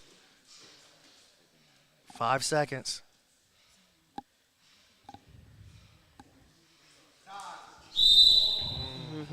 All right, so now comes the part of the qualifier. DeLong can go 5 more rounds. Where I just have to make a decision, and I. Oh, between DeLong and. I agree with you. I'm gonna go with DeLong. Oh, for sure. Oh, 1,000%. But man, I was really impressed by the quality of Alvaro's movement throughout the evening.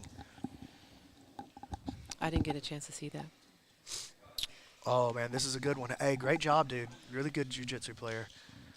We're gonna go now with Jamie Carnal versus Michael John.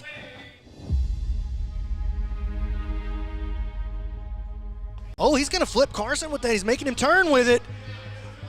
There's a tap. Oh my goodness! Wow. Look at Landon Torville. What's going on with the PGF and the money and the things like that, that's answers the one fundamental problem we have as professional athletes in the sport. I mean, it could change everything about the sport. This is the future of jiu-jitsu right here, and I'm just ecstatic to be the face of it right now. PGF is the shit. We all got paid before we even started sweating. Ain't nothing better than that. We are underway. Anderson in the white rash guard, getting pushed around here by the Minnesota Maniac. Kevin Sherrill's sitting at home because I broke his ankle. Hard collar tie. Oh, that was so. Whoa! Because they don't see a future in it, but I do see a future in it. Haven't done anything but just like come and did what I'm supposed to do, you know, and just let's f people up, you know. He doesn't take it as serious as I do. This is a lifestyle for me. It's my first experience with something like this, and I just want to say, Brandon, thank you. PGF, everybody. I mean, this has probably been one of the best experiences of my life.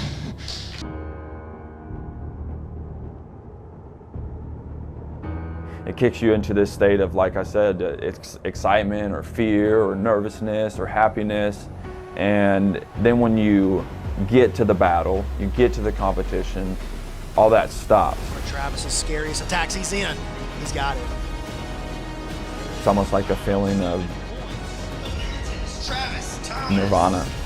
I think I'm just addicted to the high of competing and winning, and it's fun. I think I'm an addict by nature. I just enjoy the thrill of it. And right now, PGF's sitting by itself. It's that lone soldier, you know? So I think that if the PGF can gain enough traction, it could potentially change the competitive scene in jiu-jitsu as a whole.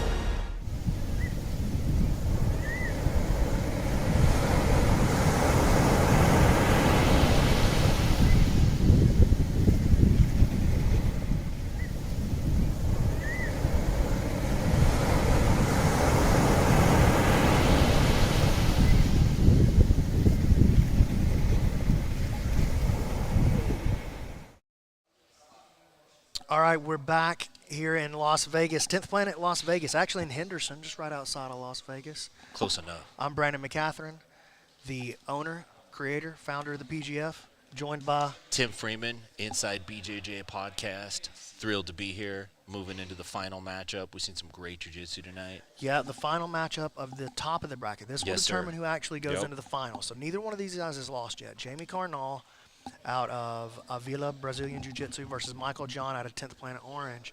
And let's make sure this is updated here. I think that and bad then boy we're gonna is. move. So the winner of this one moves into the final, and then the loser jumps down into the loser's bracket where he'll face the winner of Manning Leverett versus Dalton DeLong. So just a couple of matches left. We're right here close to the end, and we're ready to get started. Coach, are you ready? Johnny, are you ready? Athletes, are you ready? Fans, are you ready? Let's go. Carnal has subbed everybody he's gotten his hands on so far today. Yeah, I think man. Mike John did win one decision, if I recall correctly. Yeah, these guys have been on a collision course to run into each other the entire time. Oh, man. And listen, you cannot let Mike John grab your head. It's a bad idea. If he gets you into his guillotine position, he is serious. Carnal's right back on the back, man. Finds a way. You know, not even really like I would call it athletic movements, just like a consistent hunt towards the back. He's been catching those drag attacks as counters, you know, not necessarily setting them up, but counter dragging. He's playing a little crab hook there. Mike John has a pretty good grip on that top side ankle. You got to watch for his left foot coming out and reaping over Both guys reset. Mike John's got a heavy hand. Every time he, like, puts the collar tie on, there's a slap. He's got that WWE slap action. But he's such a sweetheart, though. No, he's a nice guy. He would never hit you in the head, you know. And again, and there he goes to the again, back. this time with a nice deep hook. And he's Karnal secures is that Kimura to stop the escape. Mike John uses his free leg to clear his trap leg, which is nice. Rolls up to the top, shakes off the attack. Finishes on top. Very nice. Sits back for a leg attack of his own. Immediately, Karnal rolls through. Got Karnal on the leg attack. Mike John.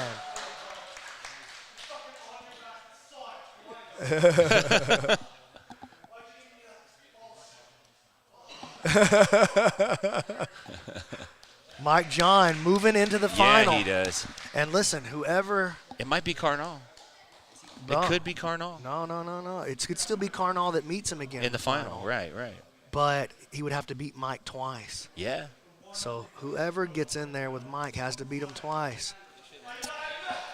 And whoever fights Mike tonight has to beat Karnal. Yep. All right, Manning Leverett, Dalton DeLong. We got 3 matches left. That's right. On the race to the championship match tonight. This is the PGF Season 6 qualifiers.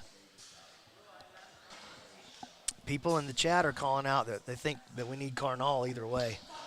And man, Karnal's been impressive. Here we go. I feel that. Manning Leverett, Dalton DeLong. Both of these guys have been excellent tonight. Manning's only loss came by decision, and, you know, the guy making the decision's not.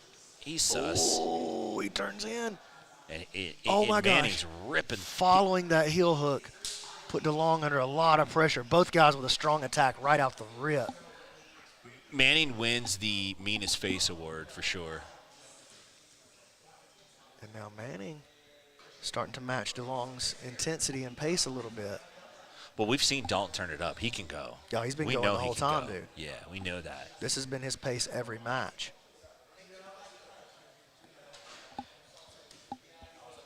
Pulls in, gets a nice elevation. He does. Just stayed with that. Ballooned him right up and over. Manning's got a butterfly hook of his own and uses that to elevate. And Just got to watch out for that Kimura, though, and Dalton just not having it.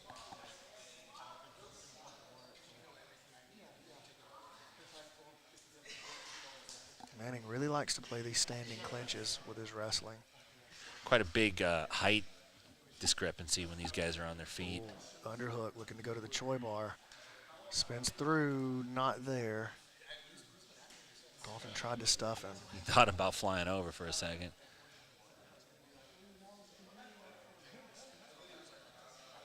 Both guys content to stand up, like don't even care. Yeah, stand they up, just sit trade down. positions back and forth. Yeah, a lot of it. About 4 minutes left on the clock. Pacing has slowed a little bit here. Oh, look at this. Nice sweep Nice from Manning. butterfly sweep by Manning. Just solid, easy jiu-jitsu. Manning looking to counter the legs, and he does. Makes an entry on his own. He's got a nice bend on the leg. He's got the power heel hook. He's trying to expose This is the big heel. trouble. He's almost got it. Oh, nice finish. Manning again. Counter leg lock. You know, really since his first decision loss, he's been on a roll here, man. You called that out at the beginning. I think we were kind of surprised a little bit to see him lose out of the gate Yeah, like that. A little bit, you know. And I called the decision, but I Yeah. just kind of felt like I had to in that particular Yeah. match. But Manning has been money all the way through. So now- it's going to be Manning now versus Jamie Karnal. What I want to do is I want to give Manning maybe a 5-minute break. So I want to run a commercial. I want to get Zoe in here. I want to let Tim interview Zoe a little bit. And maybe Andy Varela I see over here. I think I saw Ben Eddy. I'd like to talk to a couple of these guys. I'd like to get Alex Wendling on. But I want to give Manning a little bit of a break here so that he feels prepared for his next matchup. Sound good to you, Coach? All right, run it to a commercial. When we come back, I'll have somebody ready to jump on the broadcast. How does the PGF work? We have a pre-selected roster of 20 athletes, and they're going to be split up into 4 different teams with 4 legendary coaches: Roger Gracie, Andre Galval, Eddie Bravo, and Higan Machado. On Sunday, those 20 athletes are going to be drafted onto one of those 4 teams. Each athlete is going to get 12 matches during the regular season. The only way to win a match in the PGF is by submission.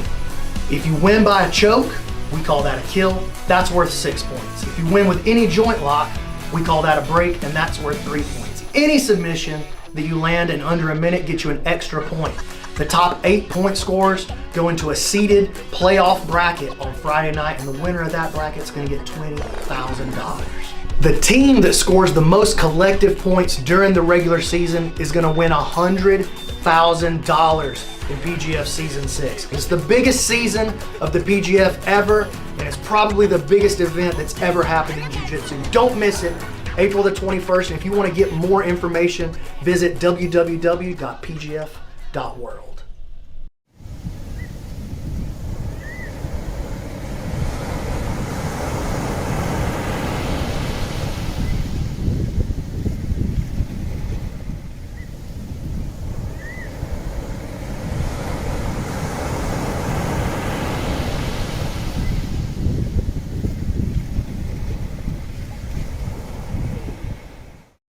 X Martial gear is some of the best gear I've ever worn. This rash guard is absolutely perfect. Whether you're a man or a woman, we've got you covered with both short and long sleeve.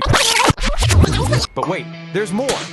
Fasten your Nogi shorts belts, because X Martial's Dojo Roadshow is hitting the road, and it's nothing short of epic. Imagine this, an X Martial team, an RV, and a mission to visit gyms far and wide. We're talking challenges that'll have you in splits, literally and figuratively, meetings with the biggest personalities in the jiu-jitsu world, and a tour so wild, you'll wish your life had a rewind and watch again button. This isn't just a road trip, it's a rolling jiu-jitsu carnival, and it's all captured on our YouTube channel. Picture the funniest, most thrilling parts of jiu-jitsu, packed into an RV and sprinkled with that special X Martial flair. The Dojo Roadshow is where the mats meet the road, and every stop is a story waiting to be told. So subscribe, like, and get your laugh on, because X Martial isn't just about changing the game. We're about making it hilarious, one dojo at a time.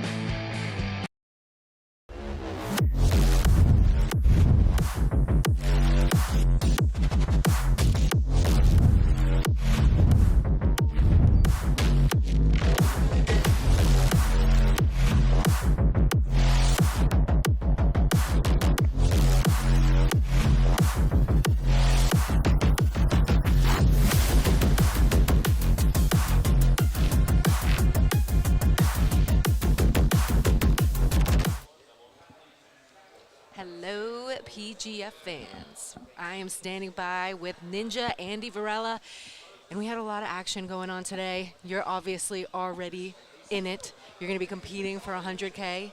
But what is the most exciting action you've seen here tonight? There's actually been a lot of really good matches. I like a lot of Mike John's matches right now. He's doing really well, finishing with submissions. So, yeah, that's pretty good. There's been a lot of good matches, though. A lot of these guys I don't know, but they've been pretty fun to watch. And so is this a somewhat typical Friday night for you? You just spending time in the gym, watching matches, going to matches, coaching kids? Nah, Friday nights, I literally lay in bed all day trying to recover from the week. And then Saturdays is more of my day where I'm coaching again. And Sunday, you know. Fridays is my day. I absolutely hate jiu-jitsu. I don't want nothing to do with it. And you're doing a lot of coaching. A lot of the kids you're bringing up now are making big waves, but then you're also having to focus on yourself and your own roles because you got ADCC trials coming up at the end of the month. So how's everything feeling with that? A lot of weight on my shoulders as far as getting everyone to their goals, including mine. But I think I'm handling it well. And, yeah, my goal is just to get everyone where they need to be, including myself. And I think we're doing a good job and we're on track. And you've been an athlete your entire life, but now you're really focusing on jiu-jitsu. One of the roles and times where you were rolling with Mikey Musumeci, Hinato Kanuto, was the time where you were like, oh, there's a whole nother level to jiu-jitsu that you really want to focus on rather than doing MMA. So how are you able to take what you've learned and about there being another level and kind of spread that knowledge to the people that you're around every day?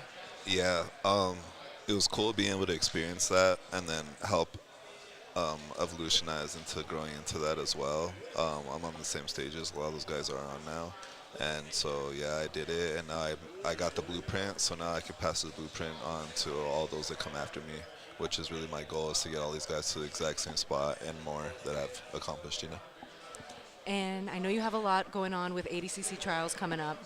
I saw on one of the podcasts that you did a while ago that the Mason Fowler rematch was something that you'd be interested in. You have crazy highlights with you subbing Sean Strickland. So when you look at your career and everything that you've accomplished, is there something that stands out to you as one of the top moments? I mean, there's a lot of top moments for me, you know, but the top moment I need is to win ADCC. Like, I feel like I can't really say I've had a top moment until I did that, but yeah, I mean, I've had so many like little small wins in my heart, but nothing really that stands out to me. I mean, there's a lot of it means a lot, you know. 100%. And then now you're going to be going into PGF. It's going to be a team duel. When you're looking at some of the people that are already on the roster, for sure locked in, is there anyone that you think you would want to be on your team? I guess I'd want Hanato on my team. It kind of doesn't matter because you're eventually going to go against each other anyway at the end. But yeah, I'd want Hanato just because I know he's a good competitor. He knows how to win, and it would be fun because we're just like, you know, we're homies. Everyone else is basically I'm locked in to just compete against, you know. But yeah, in the finals, I know they merge everybody together, right? So that's gonna suck if me and him have to compete against each other. But other than that, you know, it's gonna be cool. I don't really like team things because you gotta depend on people, but you know, it is what it is. Yeah, and then you're going to have the playoffs and be able to compete for another 20K on top of that 100K.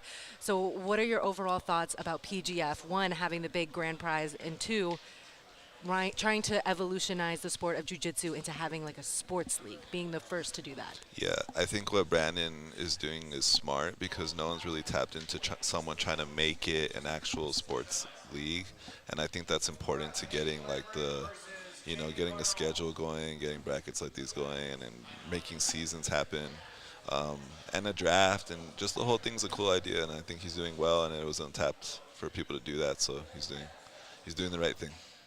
Awesome. Well, we cannot wait to see you in action. PGF is coming up April 21st to 26th, and then we're also going to have the draft coming up as well. Higan Machado, Andre Galvao, Eddie Bravo, and I'm missing one, but we have a bunch of legendary coaches. Thank you so much for the time, Andy. Yeah, we'll appreciate you. Yep, thank you.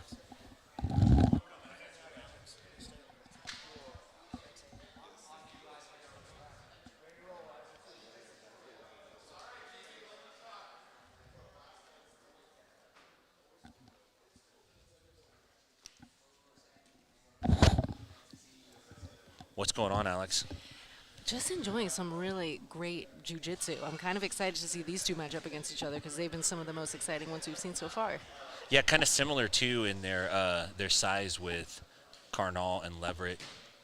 Carnal was really upset that he got tapped his last match there. Like, he was visibly kind of laughing but irritated, you know? Yes, and limping off a little bit. I didn't think anything, you know, popped or anything, but he walked it off, now looking ready for action.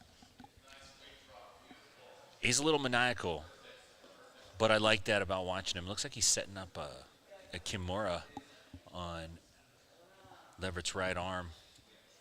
Kind of abandoned it, but he still got access to it. And he opts to sit down for the back attack. Wow. Very nice.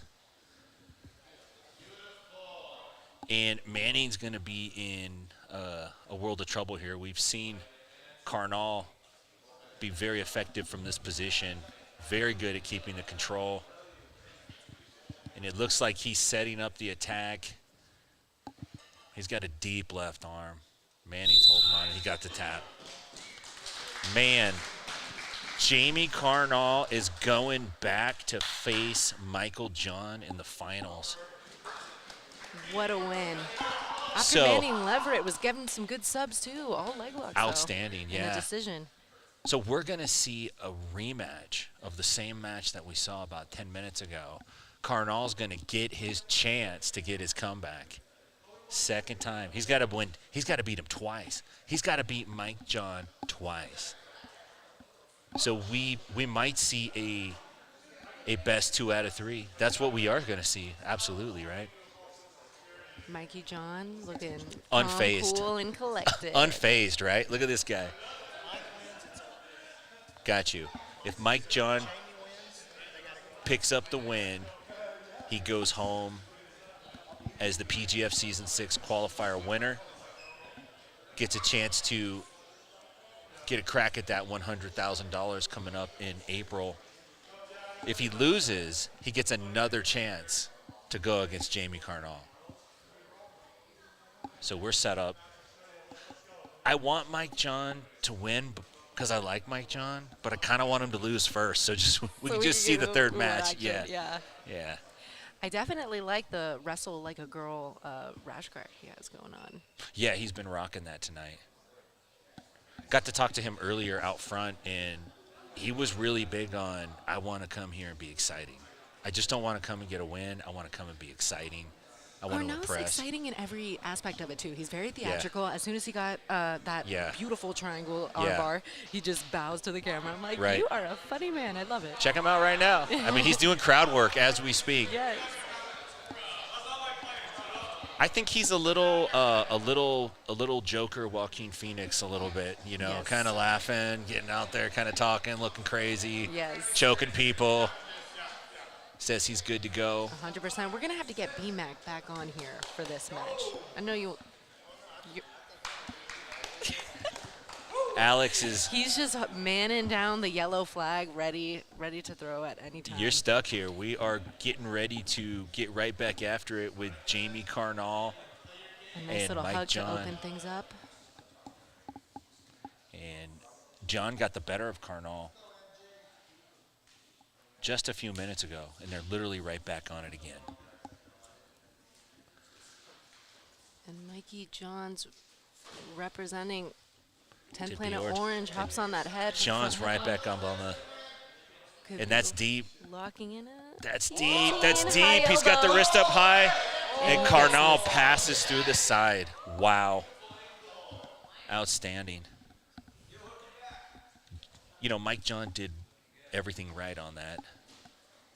Still came up on the wrong side of the sub there. It's very impressive to me when people are able to stay calm and escape those positions. And not freak out. Yeah.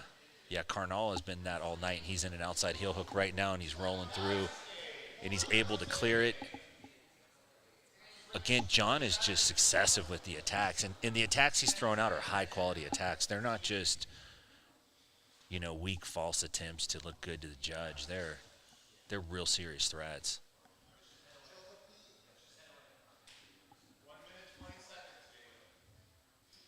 Carnal started to work a crab ride, and John's turned it into an attack of his own.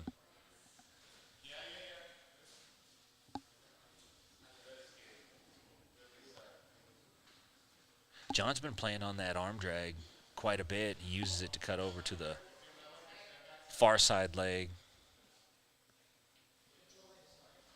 Carnal looks like he might try to spin under. Come up on the backside if he can. He can't quite clear his own leg to make that happen. And we got a reset. Both guys move back to the center. Yeah, I'm interested to see if Carnal can use a little bit of his height advantage in any way, but the stockiness of Mikey John's. John just hangs on, but now Carnal might have an attack. It looks like he's going to come up on the back. Carnal's got a deep right grip, and John turns in. Not too, didn't even seem like he was very concerned. John splits the attack. Ooh, now onto the legs. Just missed the heel. And Mike John is just really throwing the attacks out here. Carnal's defending them quite well.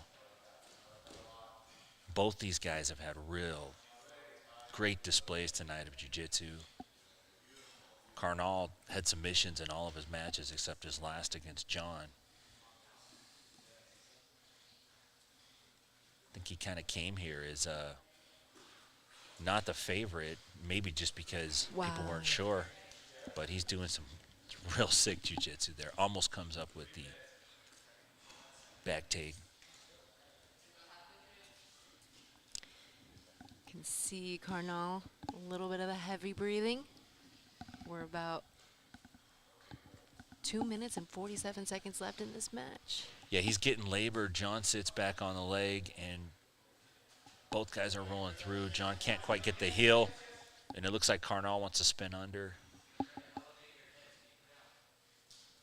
Maybe come up on the back, and they're halfway to it, but can't quite pull it off. Yeah, it's really intriguing seeing Carnal protect the knee line the way he does, like the way he's able to suck himself into Mikey's leg attacks to prevent his knee line from being available.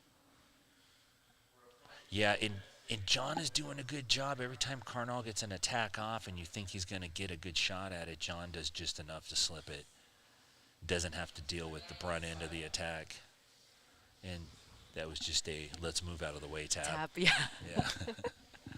Not a tap. Not to be confused. We got about 2 minutes on the clock. We are live here at the PGF Season 6 qualifiers, 10th Planet, Las Vegas.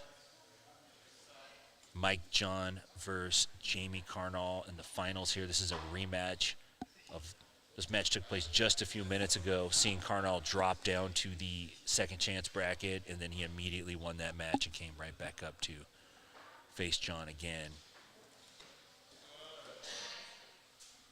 And John skillfully escapes the leg entanglement and enters one of his own. And you could see Carnal's doing a good job of trying to counter John's leg entanglement into a back take of his own, and I think he's going to come up with this one. I don't know if he's going to get to the back, but he's definitely forcing John into a defensive position. We have a minute on the clock here. And John comes up with a head and arm.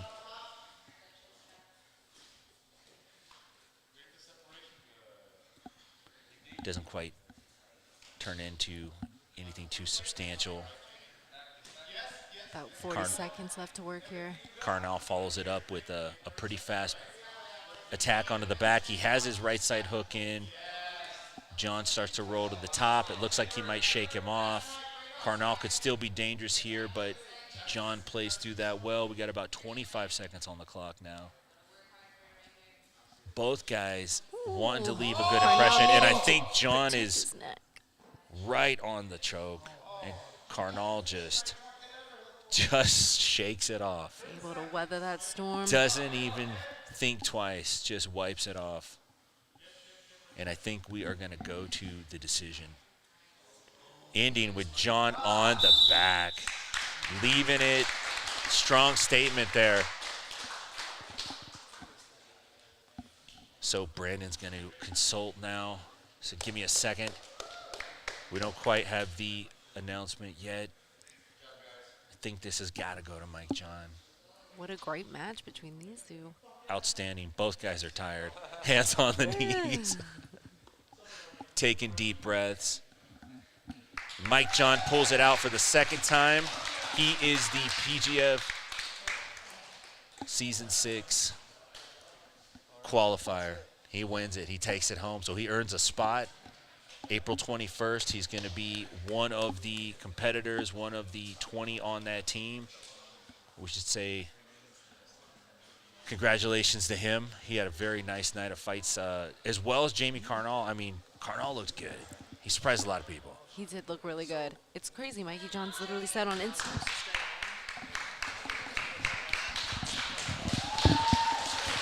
I can't hear you, buddy.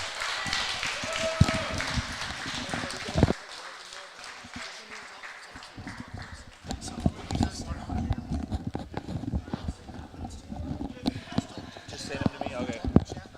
Okay. Where's the chat? We'll be sitting down. Hey, we are joined on the broadcast with Mike John. Nice job, my man. Thank you. Ooh, Bro, how excited were you to fight Jamie Carnal again? Honestly, not at all. You know what I mean? It's such a mental fuck, right? Because you do it once. Right. But then, the longer that guy stays around in the match, the more he starts to believe in himself. I was like, oh, my God. Yeah, I mean. So it was a bit of a mental thing. But I've been watching him for a while. He's a dope guy. It was good to have him in there. Like, I'm glad to get mat time against him twice. Yeah, I've seen his name has popped up, but I feel like he kind of came in tonight with not a bunch of fanfare, like kind of low-key, kind of downplayed. Said he just kind of hung out today, spent like 4 4 hours at the park. Yeah, waiting, he told me he was sleeping there. Yes. Yeah, I was like, whoa, what a wild man, bro.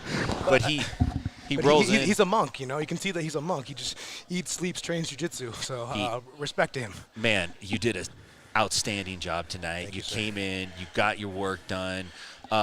Anything significant that stood out to you? I feel like the more I compete, I'm just getting more and more patient. I feel like a lot of times before I would be so like adamant, or I'd be so pressured about getting a finish and all that. I'd almost like make dumb decisions. Today, I just feel like I was in a really good zone, really good mindset, not rushing shit, but also trying to be exciting too, you know. Yeah. And then I like the rule set because you can kind of almost bully people into a stall call, or you can kind of like bully them into having to be more aggressive so you can catch submissions. Do you feel like the flag played a role tonight in forcing the action? 100%. You know, because if you got someone that's constantly on you, like, hey, let's pick it up. People are like, oh yeah, let's pick it up. You know, let's kind of get to it. You saw a lot more rolling Kimuras, a lot more rolling guillotines, a lot more throw-bys at the back. You know, A lot more attack-oriented jiu-jitsu. Yeah, Maybe you wouldn't see that so much. Not so much a feeling out process. Like a lot of the matches, first ones, right off the bat, they were throwing heat the entire time. It's kind of dope. One of the things I thought you did masterfully in this last match is when Karnal did get into a position to attack, you played the defense just right to where you didn't overcommit, because you can't overcommit against a guy like Karnal because he'll make you pay for it. 100%. You played it like just enough to evade the main part of the attack to where he didn't put you in the hole where you really had to pay a price to get out. The last one was the worst. He almost had my back, and he kind of started to rotate with me, and I was kind of worried I was going to rotate into a triangle, but I was able to kind of like turn it into almost like a pass Right. him out, you know. But yeah. How difficult is it to keep him off your back? Because tonight we saw him kind of pull some back attacks against guys. It didn't seem like he was going to get there. Honestly, he's got a really good bolo game. He's got a really Yeah. good, like, I go for your legs, and he gets top hip exposure and just rolls to the back or mount. I was very surprised. He's very good. Like, I kind of, not to be rude, Jamie, I looked at him as more of like a junior from the precision team, because I know Louis Acario and all them. He's been after me, but he's for sure a hitter, for sure. Like, he scared me, you know. So like, much respect to Mr. Karnal. How are you feeling about getting the invite to come back April 21st and get a shot at the $100,000 team prize, and then there's an additional $20,000 for the individual that wins the playoff, right? Yeah, I mean, honestly, it's really a dream come true. Like, I've been working really hard for a long time, and I haven't really won anything like too significant, to be honest with you. Like, I did okay at the team duel, you know, but that was like a team thing. But I've never won anything, or never been really a part of anything that big. So it's really exciting for me, and I think that, like, I saw who they were inviting on the roster. I was like, I think I belong with those guys. And then I saw the qualifier. I was like, you belong. Yeah. So I was like, well, I got to go prove it, you know. So I got to earn my spot. So super happy. Competitive jiu-jitsu, especially in the no-gi world, is growing at such a rapid pace. Yeah. It could be hard for athletes when they're coming up to go like, yeah, I do belong here. It's easy to feel like, you know what am I doing here? What am I doing here? You know, especially if you take a couple L's, you know, a couple weekends in a row. It's fucking hard. It's hard. But you just got to keep grinding and believe yourself. And like, this isn't like MMA where you fight 5 times a year. Sometimes you go like, 20 matches a year, and you're not supposed to win all 20 of those. Yeah. There's only a few Keith Ricorians or Gordon Ryans or those guys have amazing runs. So it's hard. I think the big thing is just keep pushing. Yeah. And then of course, everyone else tell you, find your why. Why do you do this? I fucking love this shit. I love jiu-jitsu. So I'm very fortunate to be able to do this and just get out of my bed. What's next for you in terms of from tonight until April 21st when the PGF draft takes place? Do you have things lined up? Are you just going to go back to the training? You're probably competing next weekend. I'm pretty busy, yeah. So I actually have a couple-week break until trials, March 31st, and then right after that, I'm going to Phoenix for a Combat Sports Club tournament, lightweight tournament, and then the week after that, I have Ian McCall in a subversive super fight, and then I think that's the 13th, something that week after that, I'll be here for the PGF. So. Oh yeah, you're going to stay busy. Honestly, Brandon McCaffrey says it best. Competing is a separate skill. It's like when you roll in here, it's not like always the best who has the best jiu-jitsu. It's a separate skill on its own. It's a performance as much as it is a match. Yes. Against another person. And you got to stay sharp. Like anything else, like these skills are perishable. I think the best guys compete all the time, personally, and I think that's how you stay sharp. Does it feel extra when the cameras are on you and there's more eyeballs on it and it's a growing thing and it really means something? Does that add to it for you? A little bit. I think a couple of years ago I would have tried to lie until but yeah, for sure it does. Like it's a different part of it, but I try and embrace it and like try and get people to watch, my family to watch, and try and make it like use it like a tool to promote myself, because it is a little bit much. Sometimes it's overwhelming, but I like it. Yeah. I think it's a good sport. I think like all the sports have it. We want to get to the next level. We got to film everything we do too. We got to be filming cameras, interviews, all that kind of stuff. Jiu-Jitsu is right at that point where it's really becoming professional, kind of right in front of our eyes as we speak. Like, you're actually right part of it right now. The bubble bursting, which right? is pretty exciting. How excited are you to be in a position where you can, and you're already doing it, but to be in a position where you can compete and these tournaments are paying a significant amount of prize money that it can really, they're not going like, dude, we're going to give you free rash guards. And I'm not knocking on that because that's cool, you know? Hey, 10 years ago, I'd love that. Like, but it's like your landlord don't want free rash guards to pay rent. Like, green is the only color that matters, you know? Yeah, I mean, how important is that to you that those options are really out there now? It's very reassuring to myself because I took a crack at MMA and didn't do that well, honestly. So sometimes you have a lot of doubts, but now it's like, okay, like I'm literally watching myself before my eyes kind of prove that I belong here. I belong to be with some of the higher level grapplers. So it's very exciting to me, and it's very reinforcing to myself, because a lot of times, like, you can take a couple L's and really get down on yourself and think you don't belong there. But maybe you just had a bad weekend, you know? I think you just got to keep going, no matter what. Get back out there. Yeah, I think Dave Chappelle said it best. No matter what, you have to keep going no matter what. No matter what happens, just keep going. Yeah. That's a hard one, but you did a great job tonight, man. Thank you Super so proud of your performance. I know the crew at 10P Stockton loves you, dude. They're so nice. They say good stuff about you all the time, man. Yeah, it's when I went there, it was very special. They made me feel very, very special, so thank you for letting me do that. Stockton's one of those towns that, like, people only go visit if they have court or a funeral. Yeah. You know what I mean? So when somebody comes through and actually brings something, they're like, this is so amazing. That's dope. I actually grew up in the Modesto Turlock area. Oh, so you know it very well. I went to middle school in Our Lady of Fatima, high school, Central Catholic at Modesto, and some formative years in Turlock. But yeah, I know exactly what it's like. So sometimes, like, back in the day when I was a blue belt, I saw a brown belt. I was like, oh my God, that's crazy. Like, they're like a god. It was rare. Yeah, it's like a unicorn, you know? That guy could kill everyone in this whole room. Yeah, they have that allure too. And he probably couldn't, you know? No, but to us, he could, you know? Like, sure. Yeah. Now you walk into a room and it's literally filled with a bunch of black belts. Yeah, it's amazing, you know, because I remember at one time it was cool to have like a brown, purple, blue on the mat. Now at school you have like 4 or 5 black belts on an open mat, and it's like, this is dope. There's so many black belts now, there's people saying that the black belts aren't as good anymore. I don't know. How can you say that when the level's gone up so much? For all the other belts. Yeah. There's no way. Yeah, there's no way. Yeah. And the introduction of lower body submissions and how you know, prevalent they are now and all, there's no way. The average black belt's way better than 10 years ago. I'm sorry. Yeah, I agree with you, man. I still roll with some black belts in the gi that still cross their feet the wrong way in 50-50. They've been rolling for like 20 years. Sure. Right. Yeah, and you know, there's such a different emphasis put on the game now. It's changed so much. Competitive grappling on the no-gi side of the coin has really changed jiu-jitsu and moved it into I think a better position than what it was in before. No knock on the gi stuff. I love all that stuff. Yeah, it's fun to watch. I came from the gi, you know? Me too. Yeah. You know, I still love it. I like it a lot. It's part of it. If I go to my old school, I'll throw the gi on. Put that gi. I like it. And it's all fun. jiu-jitsu. It's fun. Yeah, it's still the greatest game ever played, in my opinion. Man, at the end of the day, you know, you're out there doing what you love and you're getting paid for it. Dream come true, man. Dream you know? come true. I didn't know if I was ever going to be. I used to work at Chili's as a bartender for like 10 to 12 years. I didn't know if I was ever going to get out of that job. I remember thinking to myself, like, yo, did you fuck up? Did you make a mistake in high school and you were too cool to get good grades and now you're just stuck here kind of thing? Right. I mean, you start to feel like, am I delusional? Yeah. No, I agree. So I'm very happy to be here and do what I love. Absolutely, man. Got some big heavy hitters in the house tonight. Oh, yeah. As I look around, I'm like, you're like, oh, shit, I'm going to have to fight that guy. Hell yeah. He's giving you the smile like. We had a match actually 4 or 5 years ago. He beat me on points in a cage match, actually.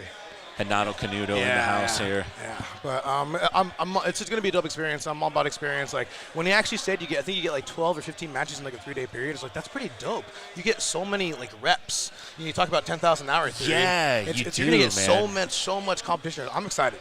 How important is it to your progression to get better reps in at that level? You have to. It kind of going back to competing being a skill, right? It's like, once I go through those 12, 15 matches, I'm going to be a lot better grappler just because of that. You know, yeah. I'm going to see shit. I'm going to adjust shit. You know, assuming like I don't win everything and I lose here or there, I'm going to adjust a little bit. You know. Yeah. Okay, I think we're going to get Hanato Canuto in here. Thank you so much. Thank you, brother. Dude, ladies and gentlemen, Michael John, the PGF Season 6 qualifier winner. Nice job out there. Congrats, bro. Thank you so much. Soak it in, man. We'll see you soon. Absolutely. Flip that mic up. There you go. Nice. That'll kind of just set it for you. Don't worry, brother. And we'll get Hanato Canuto in here. I am going to dry off this headset for my homie.